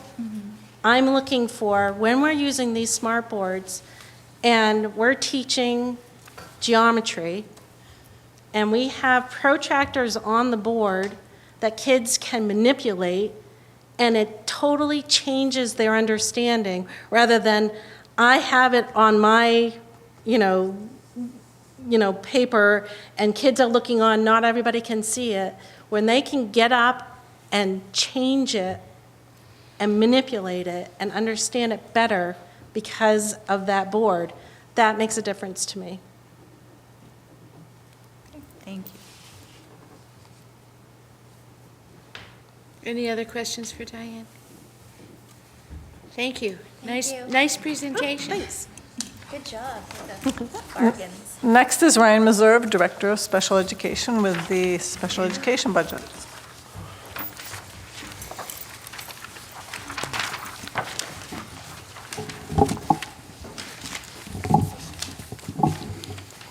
See how high that can go, and I can still read the sheet at the same time. Okay, good evening, everyone. So throughout the district, the special education staff that we have here in RSU 38, they do a great job. They provide a real high level of support for services. They do that either directly with student support, or they do it through consultative services. We've got itinerants all over the district who they carry some pretty crazy travel schedules. They really put a lot of time and effort into that. It could be in the form of speech therapy, occupational therapy, physical therapy, school social workers. We've got resource room teachers at every school. We utilize our school psychologist in every aspect of our schools at one time or another, usually for students. And we also have at least one speech pathologist at every building for some portion of their time in every building, K through 12. So we are spread out all over the place. A lot of our staff are K-12 specialists in terms of the itinerants. And then, like I said, we have a lot of building-based people, but we really try hard to make sure that we have a lot of real good school-based supports at every program. And given some of the specialized needs for the students throughout the district with special ed services, that's not always the easiest thing to maneuver and manage. So I've got to give them a lot of credit for their ability to schedule. And I just put that out there because you look at some of these in terms of what we have for staff, and it's certainly to spread them one speech pathologist over 3 buildings isn't always an easy thing to do, but they do a great job, so I want to give them kudos for that. This year, we've had the opportunity to have some really great math professional development. I wanted to touch on that because it's yielded some really nice results. Our math coach, Sarah Caban, has offered a K-12 math professional development. It's been an opportunity that's geared towards improving math practices, but it's been for various staff throughout the district. And we're fortunate to have 2 special educators at the middle school level, Kristen Davis and Susan Perry, who are a part of that. They've really focused heavily on expanding their math expertise while also bringing in their own personal perspective as special educators. And I know they've really just gotten a lot from that. They presented today at the half-day workshop that we had for district-wide staff. They were so excited about it.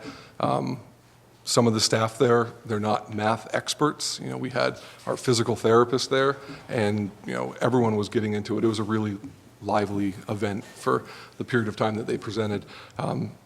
So that was in large part to the work that they've done this year in that professional development. And it's really yielded some tangible results for the students whenever we do student data reviews or IEP team meetings.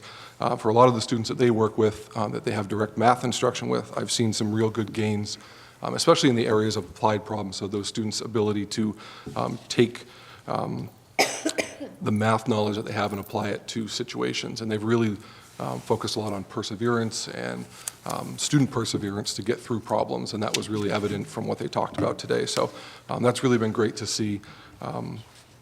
And I just wanted to mention, as I have in years past, that special education is really heavily dependent on the students that come to us.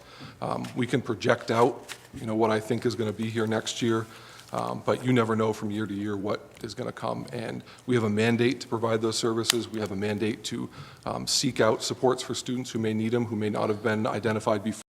And that's not always an easy thing to gauge in terms of setting a budget.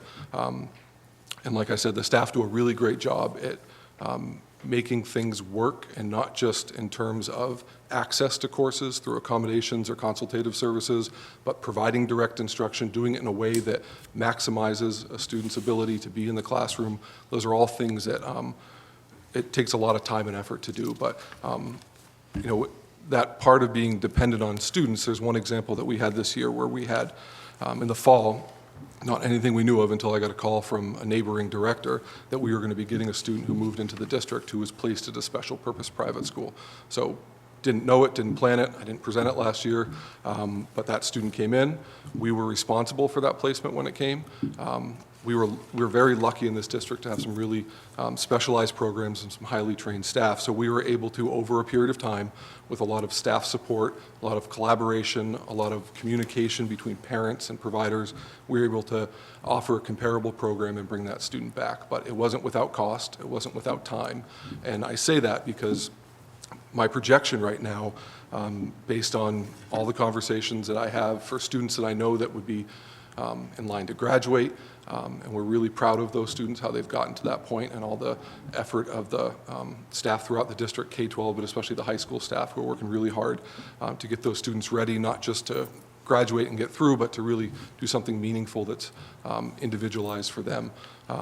But in talking to CDS, Child Development Services, for the students coming from those pre-K services into kindergarten, we have to factor those in, but also having an idea of what students may transfer into the district. I'm not proposing any new staffing this year at this time, but I do just I wanted to give that example of the needs shifting based on students coming in or families moving in, just to kind of reiterate that it's about the students and it's about their individual needs, and that's something that I know the staff are set up to support them in a lot of ways, whether you know, it's a more straightforward approach that involves some consultative accommodations and some, you know, speech services, or if it's something more significant that requires some more specialized support. So as I'm proposing tonight, and you'll see in the packet, although you know, there are some increases, I know a lot of that is really probably, and from building to building, is around how I've had to shift support staff. So I spend a lot of time talking to the case managers and the staff of students who are graduating or moving on to a different building, of where the student need really is, and the conversation's always about the student need at that point. So some of these shifts and percentages are because I may have shifted support staff in the budget to different buildings, or I may have shifted speech pathology time from one building to another percentage-wise. But there are no additions or subtractions to this budget based on the proposals that I've seen from providers like CDS, and also from the numbers that we have for students moving out of programs or graduating or moving into services. So I'm happy to answer any questions that you might have, but at this point I'm not proposing anything new. So you have no new sheets in front of you from me.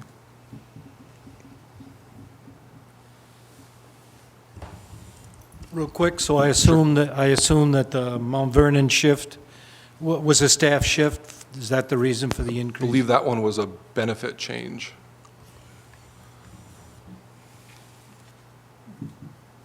Correct. Yes.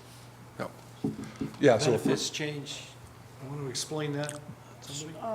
I think I understand. The teacher changed her, her benefits that she requested, her selection of benefits. Okay. So a lot of these things may be already embedded within negotiated agreements or benefit changes, so those options. Any other questions for Ryan? Thanks, Ryan. Okay, thank you. I'll present the FY18 English Language Learners budget. Diane Wadsworth is our ELL teacher. She's 80%. We currently have 9 students in this program and 7 foreign exchange students. There are 4 students at the elementary level, 1 at the middle school, 4 at the high school, and then the 7 foreign exchange students. The FY18 ELL budget is made up of the salary and benefits of the certified ELL teacher, with a small amount for supplies and mileage. She travels from school to school. There aren't any changes planned for the ELL program for FY18 as with special ed. We never know who's coming into our district, but this is our best projection about what we will have for next year, and our staffing is adequate. There is an increase in the budget due to projected increases in salary and benefits for FY18. Thank you. And Nancy Harriman will present the FY18 gifted and talented budget.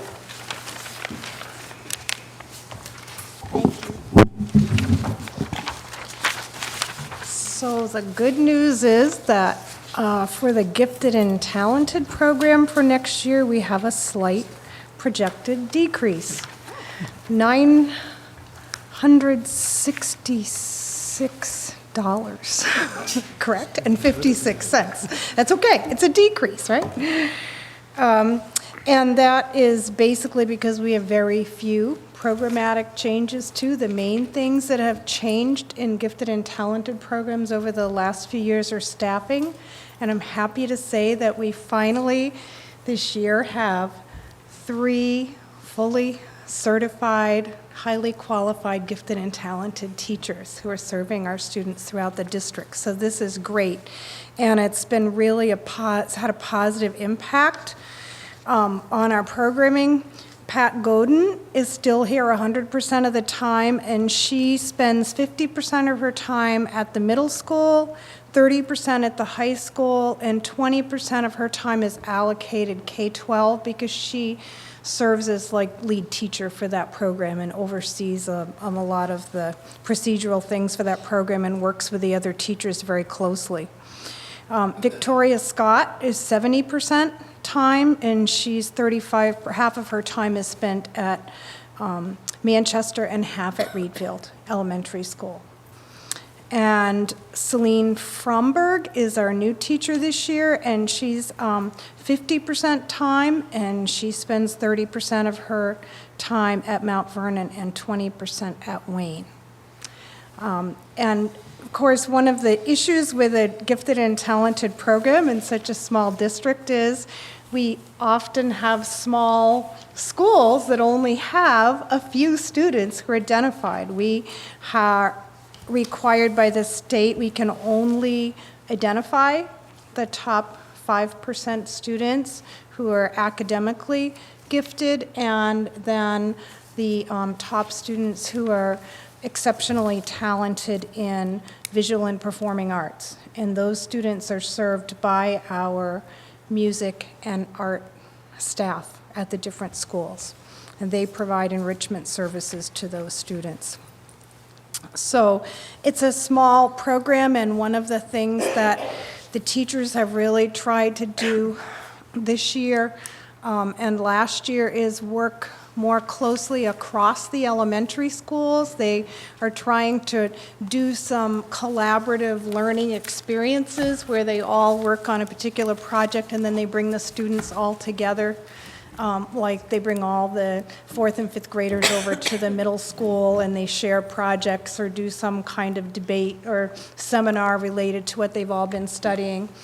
This year, they took a group of students, gifted and talented students from grades 3 through 7 across the schools. They applied to do one of the Challenger field trips. They went to the Challenger Center in Bangor and they applied for grant funding to do this. It was a really exciting opportunity for the kids. They worked with the students before they left to apply for specific jobs that they would have during their Challenger mission simulation there. So they did a lot of career exploration and study in association with this. And then they also got a really generous grant from the Marana Cook Education Foundation, which helped them with that trip. And they did 2 science missions while they were there, the Challenger mission simulation, and they also did a BLAST science engineering module. The high school staff has at Maranacook has done a great job to trying to provide enrichment opportunities for students in their art classes and always make sure that they invite the gifted and talented students to do these special projects. They got grant funding to do an arboretum stone carving trip with a stonemason in Augusta last fall, and all the kids got to spend the morning with a stonemason and then all do stone carvings in the afternoon. And now they're all doing additional stonework in Intro to Art. So that was pretty cool. They also took a group of gifted and talented students, were invited to join some other students, to advanced art students, to go to a national portfolio day in Boston. And if any of you have experience in the art field, you know that's a really important experience for a student to have early on in their high school career to decide if they really want to pursue the arts. If you do, it's all about putting together your portfolio and starting early and taking it seriously. So that was an exciting experience for them. So there are only a couple of things in the budget that have very slight increases, and one of them is we've added curriculum-based field trip fees. Our budget for gifted and talented is divided between K-8 and 9-12. That's the way the state requires us to do it. And so we put an additional $500 in for each level for these kinds of field trips that our arts faculty and our GT faculty are very entrepreneurial, but you can't always get grants for all the good ideas that you have, or certain things that students might want to be studying in a year. So we want to make sure that as an integral part of their program, students are having those opportunities to work with mentors in the field or get out for special activities. So there's one other thing that's a slight increase in the budget, and that is when we do the screening to identify students for the academically gifted program, we do a separate assessment in addition to the achievement measures we have. We're required to use a cognitive measure, and we use what's called the COGAT. It's a cognitive abilities test, and we have been using a really, really old version of that and hand scoring it with the old templates, and the GT teachers have been adding up all the scores in every page, and we decided it was time to move into the new age and use the online format where you pay per student. And so that is about $500 a year. And then the other thing is that this first year we will have to, next year we would have to train the teachers in the administration on interpretation and scoring for that. So there's $600 for training for that. So those are the two items. There were a little more, but we were able to save a little bit in some other areas. So overall, it's not a net gain for GT programs. Thank you. Thank you, Nancy. Unless, does anyone have questions? I have a question. Okay. So back to the computers? No, you can sit right there, that's fine. Does she have to answer? For the TV, she needs to go. Oh. Yeah.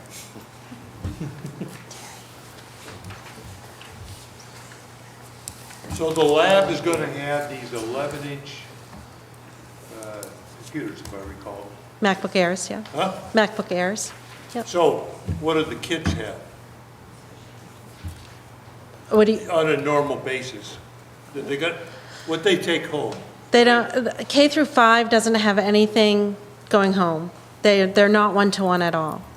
We are So what about the one-to-one middle six through 12 are 11-inch MacBook Airs. Oh, so they're the same? Yes, And they have the latest? yes, And are they on lease purchase? yes. Wow. That was the last part of my presentation, the year 2, 3, 4, when I talked about when we switched from MLTI, the iPads to the MacBook Airs. Okay. That's what I was discussing there. So when are we gonna start working on the younger kids? I would do it tomorrow. Well, there's a reason why I asked this question, because the next report that comes up in our agenda here, after we have board discussion and all, is this report, and I look at it, and I look at, I love the way this report is made, it's fantastic, you know what I'm saying? What report are you referring to? Well, both of them, Jeff Boston and Janet, and also the middle school, all right? At least it presents it a lot better this time. And what I look at the scores, and I'm saying, is there a way, since you're gonna have these tests on there, that these kids could start working to improve these grades? Because an interventionist is not in this. I don't see the benefit analysis. I mean, I love the reports that came out, but we need to start getting technology to start moving these grades up. So I want you to think about that over the next few months and come up with an answer. All right.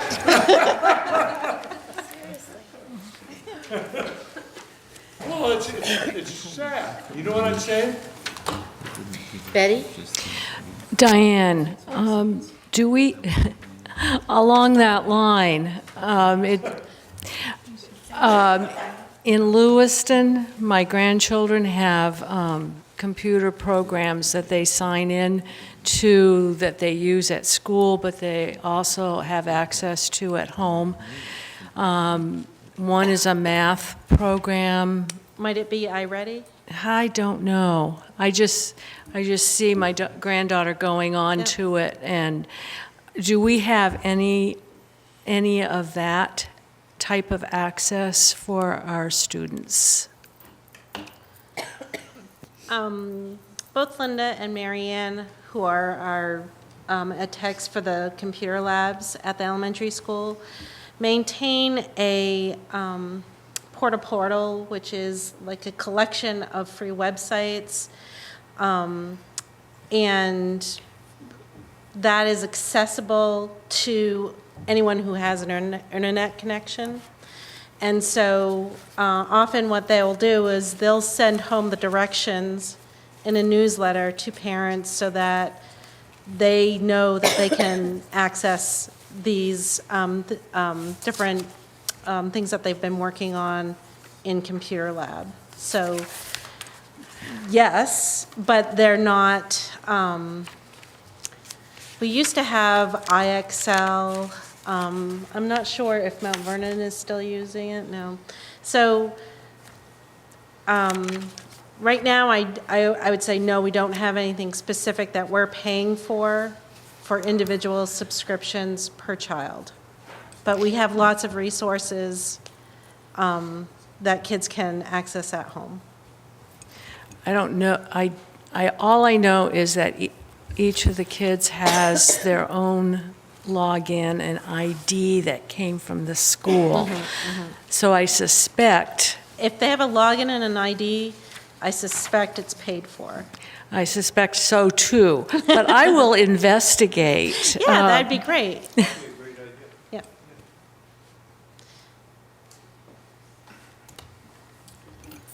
I just had a question. Do we have anything like on the website, like educational friendly sites or things that may be helpful? Because I know my kids, they both have tablets. Yes. Amazon Fires, they both have them.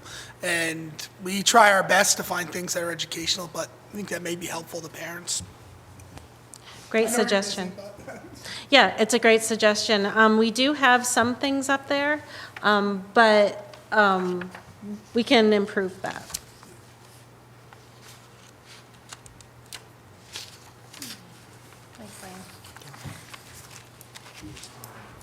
Thanks.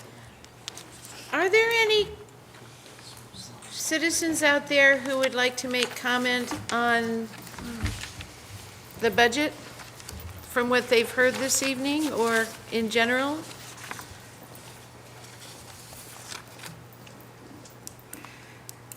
Did Mike get his question answered? Mac, did you have another question? Yes. Oh, thank you for waking me up. When this whole process started, you gave us this wonderful chart showing the student enrollment, et cetera, also the budgets over various years. Could we also get a chart, say, going back to when we consolidated, that would show the number of staff? Sure. We have that. You do have that. I don't. We will get it to you. Thanks.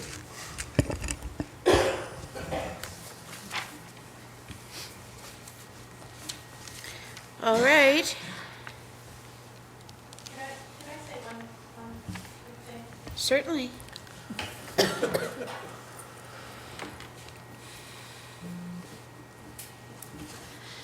We have a number of new staff, board members here, and I just wanted to make sure that everyone knows the process that we use to get all of our information out to people. So when Donna does her budget updates, there are a number of files that go with each of those updates. Those files we link so that someone, if they're reading it online, can say, you know, this is talking about budget subsidies. They click on budget subsidies, and it brings them right to that link, that paperwork, right? So that's pretty accessible to the regular person. About if they're reading through her budget updates, they get to see the attached documents. We also have a budget workshop page where it gives the dates and each of the things that are discussed at each on that day. And so if someone's wondering about the technology budget, they could go to that page, click on the budget update for that page, and get a synopsis of what happened there and all the related documents for that. We also have a budget documents page, which is categorized by different departments, new requests, and related documents that go with the budget. On each of those pages, we have the links to the recordings, the video recordings of each of the meetings. The budget updates go out to secretaries who either print it for the kids who don't have email access, email it to parents. They go out to the town offices. They go to the board members, who else? Legislative delegations. So we have worked really hard to present our budget in lots of different ways and give people different avenues to get to the parts that they want to, that interest them.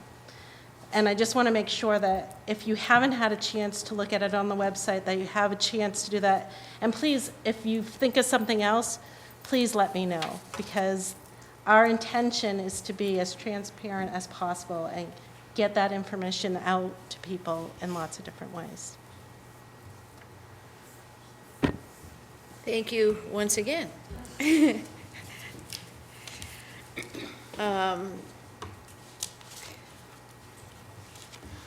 Any more questions, comments pertaining to the budget? Well, we also have some informational items, reports. Were there any questions or comments about those, Gary? I'm glad I'm signaled out. Because I do know how to speak. So, this goes back, Jeff and Janet, when you look at your report, which is fantastic, all right? What about the technology and making your leader over here help you improve those grades? What do you think? Can it be done or not done?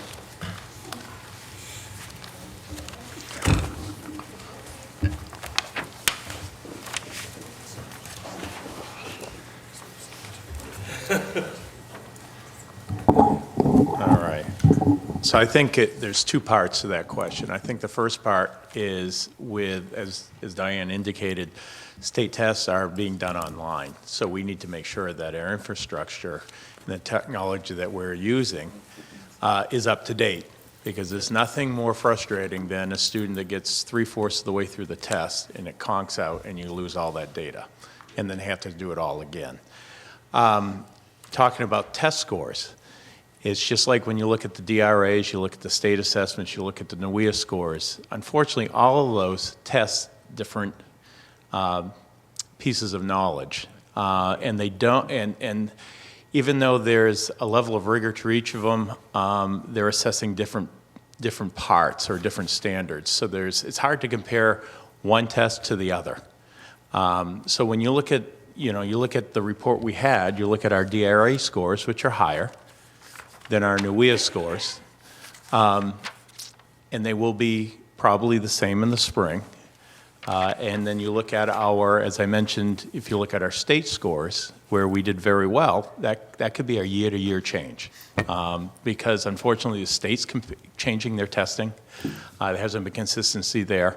But I'll tell you, Gary, getting back to your question, having updated technology and keeping up with the changes that private industry has and giving our kids those opportunities will definitely make a difference in how we implement our curriculum, as well as being prepared for changes at the state level with assessments.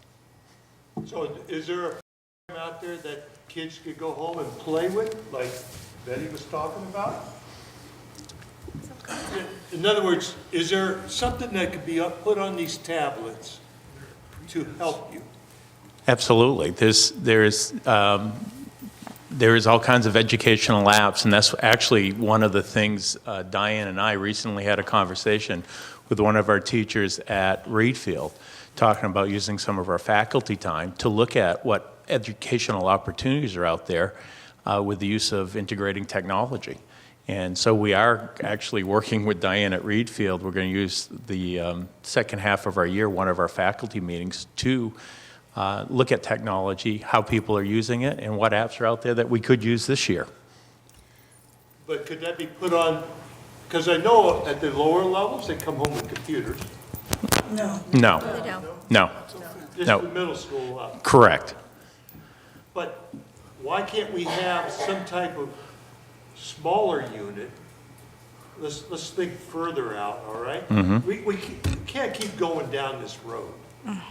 I'm trying to help you. No, absolutely. I hear you.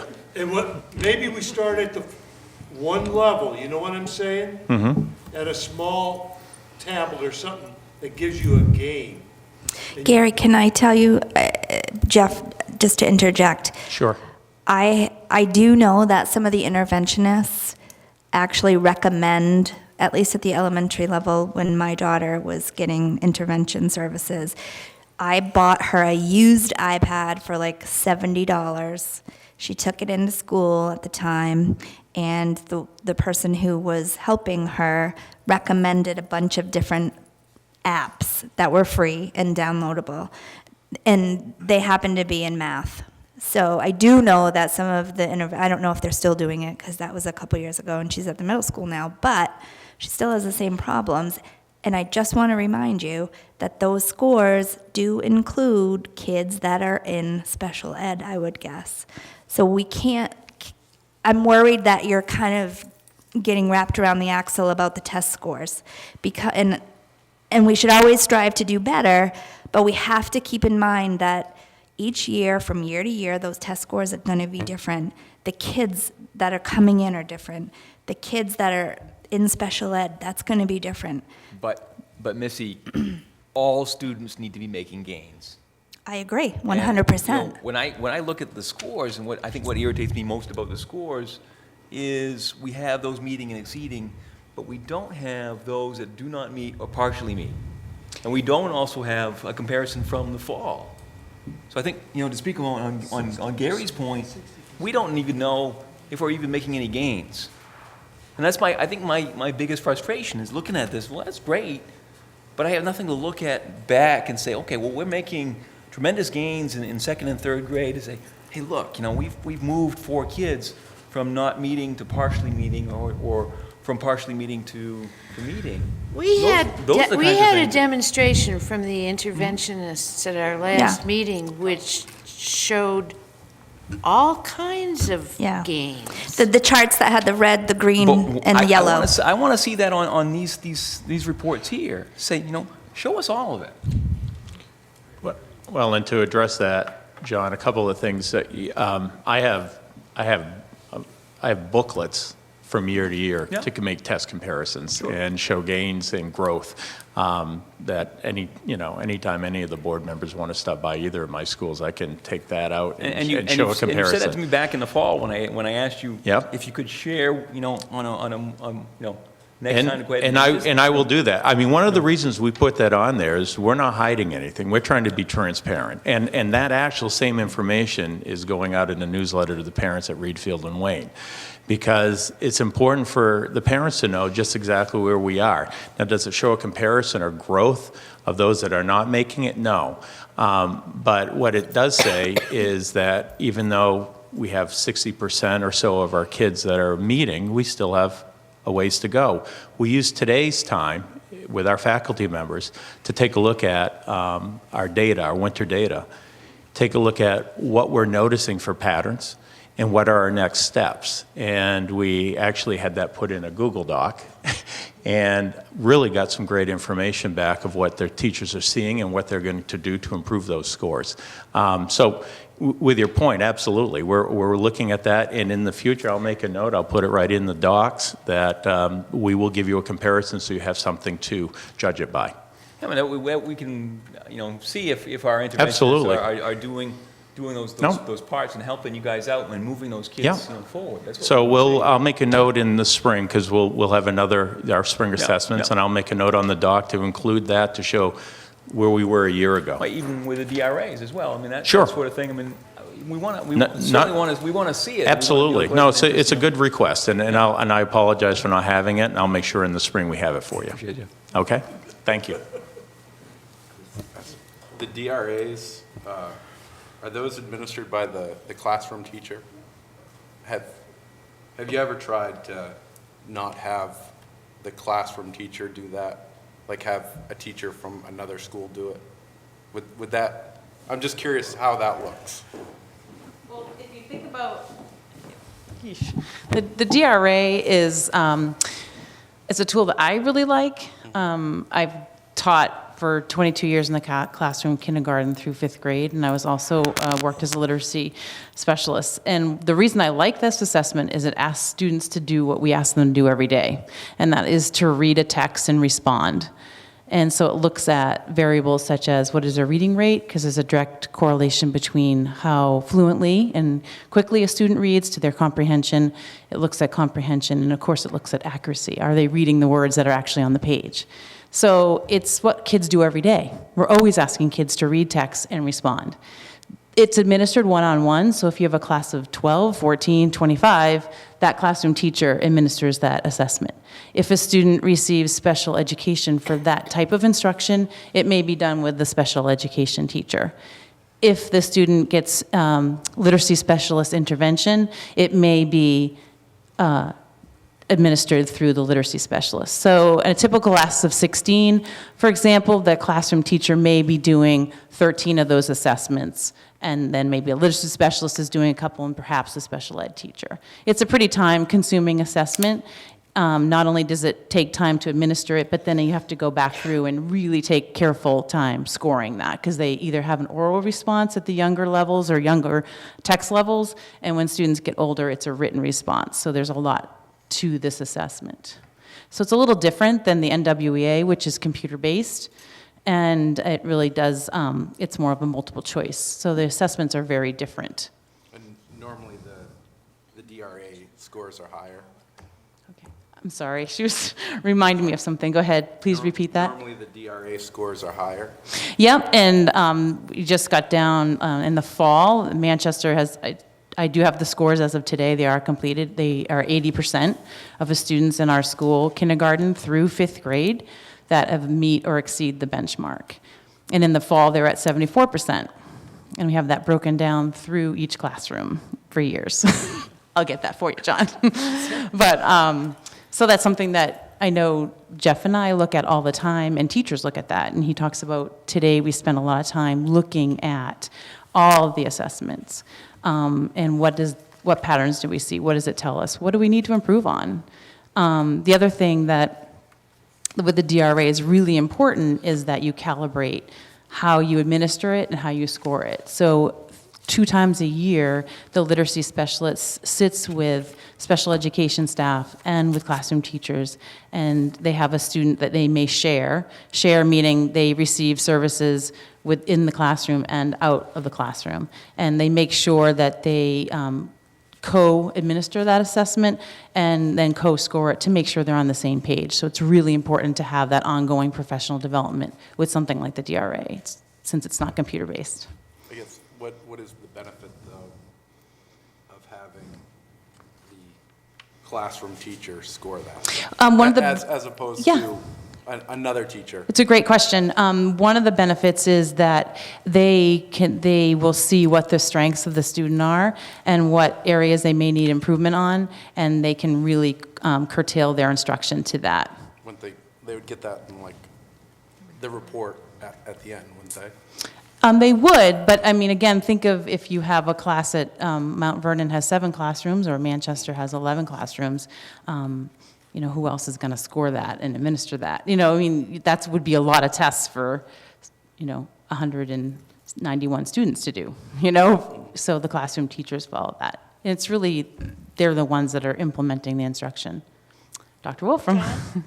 As a former elementary classroom teacher who administered the DRA, it was really valuable to me to sit with my students and have them take that assessment, and I could analyze what kind of cues they were using and then use that information to further instruct the students. So it was really, I always felt it was much more valuable for me as a classroom teacher to be doing assessing my own students and seeing exactly what they were doing on that assessment than it would have been for somebody else to come in and do it and just hand me some scores. Yeah, I don't think it's a bias. I don't think the teacher is necessarily, grading a bias, but they're actually, it is a different assessment. But what happens is they're actually different. If you're supposed to say, good, and you said, what different word for good, whatever. I mean, but they saw the G and said great, and it was supposed to be good. They cue off on that, and teachers then able to react in a way that's, oh, okay.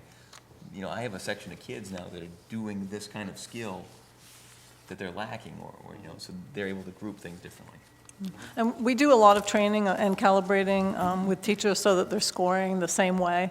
So we'll have a group of teachers who are listening to the same student read and scoring them and then talking about how they score. So as much as possible, we try to make sure that the scoring is the same across from different teachers.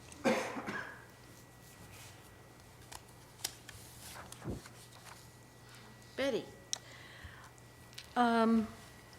Janet and Jeff, I think in previous years, when you have reported out on the NWEA and the DRA results, you've broken the scores down by grade level so that we could see which grade levels needed more support.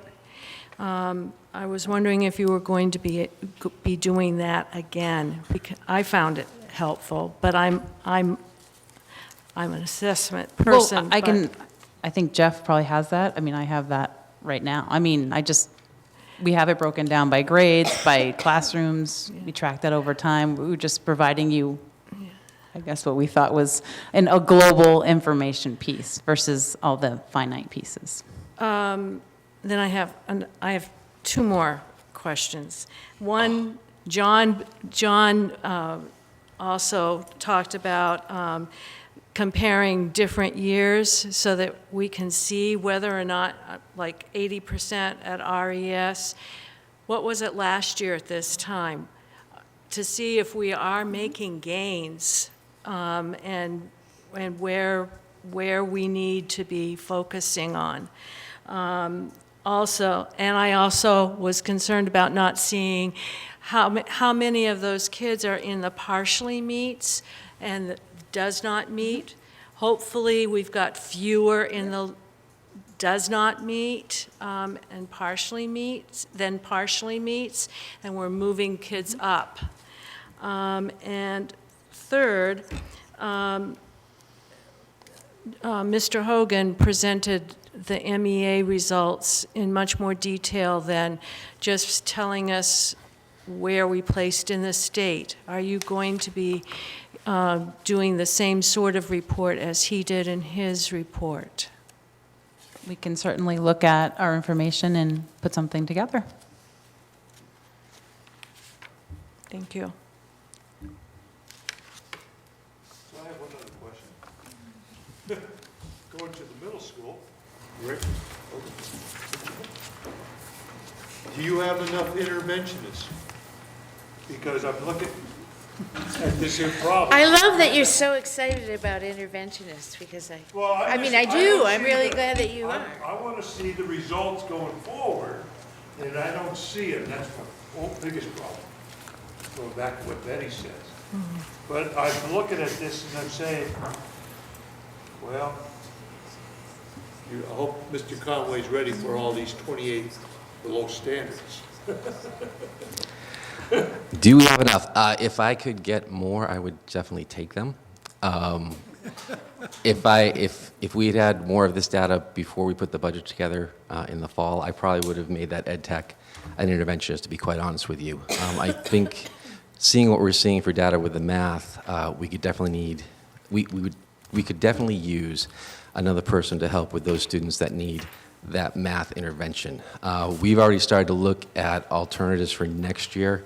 The RTI group has gotten together, and we're looking now at the possibility of putting together it's a transitions to algebra as being options for some of the students that are scoring below the 15th percentile on the NWEA. From what the high school says, the students that we've had in that program in the past, when they get to the high school, have been performing very well from out of that program. And it's an RTI effect. They come into the middle school, and for whatever reason, whether they're new or whatever, they're scoring low on the math test. In the past, we've had 7th and 8th graders going through that program, transitions to algebra, and by the time they get out of it, they're back into a mainstream algebra class in the 9th grade. So we're thinking about using that class as a possible RTI intervention for 6, 7, and 8. It's in the process right now being discussed how we would set it up and that sort of thing. We're also looking, as you talked about, Gary, looking at using technology such as iReady to help with some of those students that are scoring in that low range as well, in a blended classroom environment through RTI. In order to make that happen, we have the ed tech in the budget right now. If we could make that person an interventionist, so we'd have the possibility of getting someone a little more math focused and qualified, I would not deny it. Is that something that we should do as a board? Luke says yes. Yeah, I know, he says yes, but is it something somehow we should be able to put this technology that we keep buying in junk after 4 years. Some of that has to be utilized and put forward, used. Okay, I'm sorry. Do we have to do anything to make that change in his request? Because I think if he thinks that's what he needs, now he has that data. He has an intervention ed tech in there. That's what he requested. Okay, well, I thought he said he would change that. It's in there, so. Oh, okay. That's not how I understood him as well. That's not how I understood him. I understood he said he'd change. You're not in any trouble now. I think if you wanted to give him a teacher, I think he would take that. You're right. An RTI ed tech, in my view, for what we're looking for, has a different responsibility than the RTI intervention specialist we have right now. The ed tech is more of an assistant that would help the person that actually is qualified to lead the intervention. If we could get a separate interventionist that could actually work independently, I think that would be more valuable than the ed tech. Not to say we couldn't use the ed tech. I don't want to say that that's a useless position by any stretch. But if we could get a more qualified interventionist, it would definitely help. And I don't know if there's a process to change that or not. So I assume you would ask for the ed tech in order to restrict the budget as much as possible, but if you had your druthers, Right, I mean, it would be a full-time faculty. Right. I mean, I started on the low end knowing that we needed some support, and then as the data came out later, as we started looking at the MEA scores and the winter NWAs, which you don't have yet, but you will for the next time you meet, there's definitely more of a need with our math program to support students.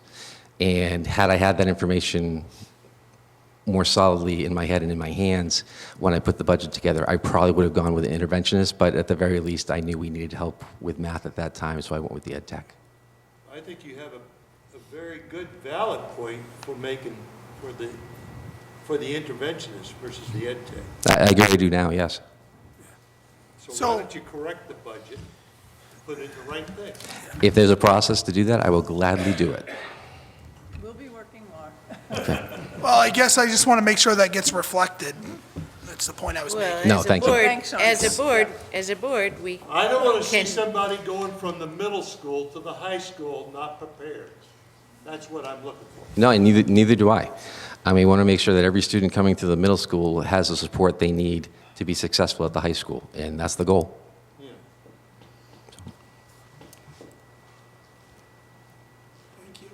Betty? Mr. Hogan.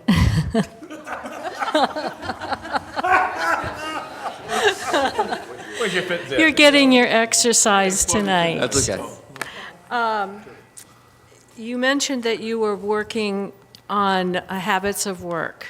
Yes. And habits of work rubrics. Yes. How are those going to be connected to the high school? How much reworking do you have to do from what is already set up to what you will be adopting? To be honest, we're not sure yet. We are referencing the high school rubric. We have copies of that, and we've shared that with our staff. We've also looked at rubrics coming from other middle schools and high schools across the state that have been doing this for a few years. We've been looking at Casco Bay High School in Portland. We looked at King Middle School in Portland. There are other local schools that we've looked at as well. We want to make sure that whatever we put in place, although we don't want to be identical to what the high school has, and we'll probably reword it just to make sure it's more middle school centric, we want to make sure it's similar enough that when the students come here, they're not totally shocked by what's on there. I think it's a total change. We want to have it similar, but we don't have it identical. So we want to try to get it as a document that we can use, but at the same time prepares the students for what they're going to see when they're here. Yeah, I wouldn't want there to be a big shift from going from middle school to high school, that there are basic There definitely will be. I don't think it'll be a big shift. The wording may be different just because of the population we're working with and where they're at.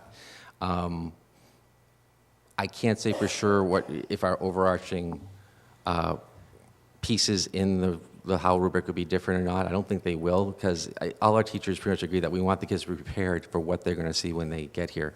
Not just with that, but with the other content areas as well, besides just the how skills. So our plan is to try to, by the end of this year, have a working draft that we can implement next fall that will closely align. I wouldn't say it's going to be, as I said, identical, but it will be something that will get the kids prepared for what they're going to see here for the how rubric at the high school.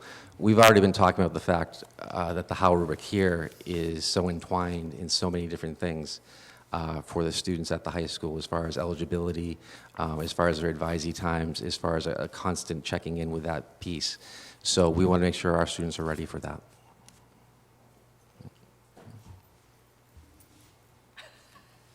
Okay, you can try sitting down again.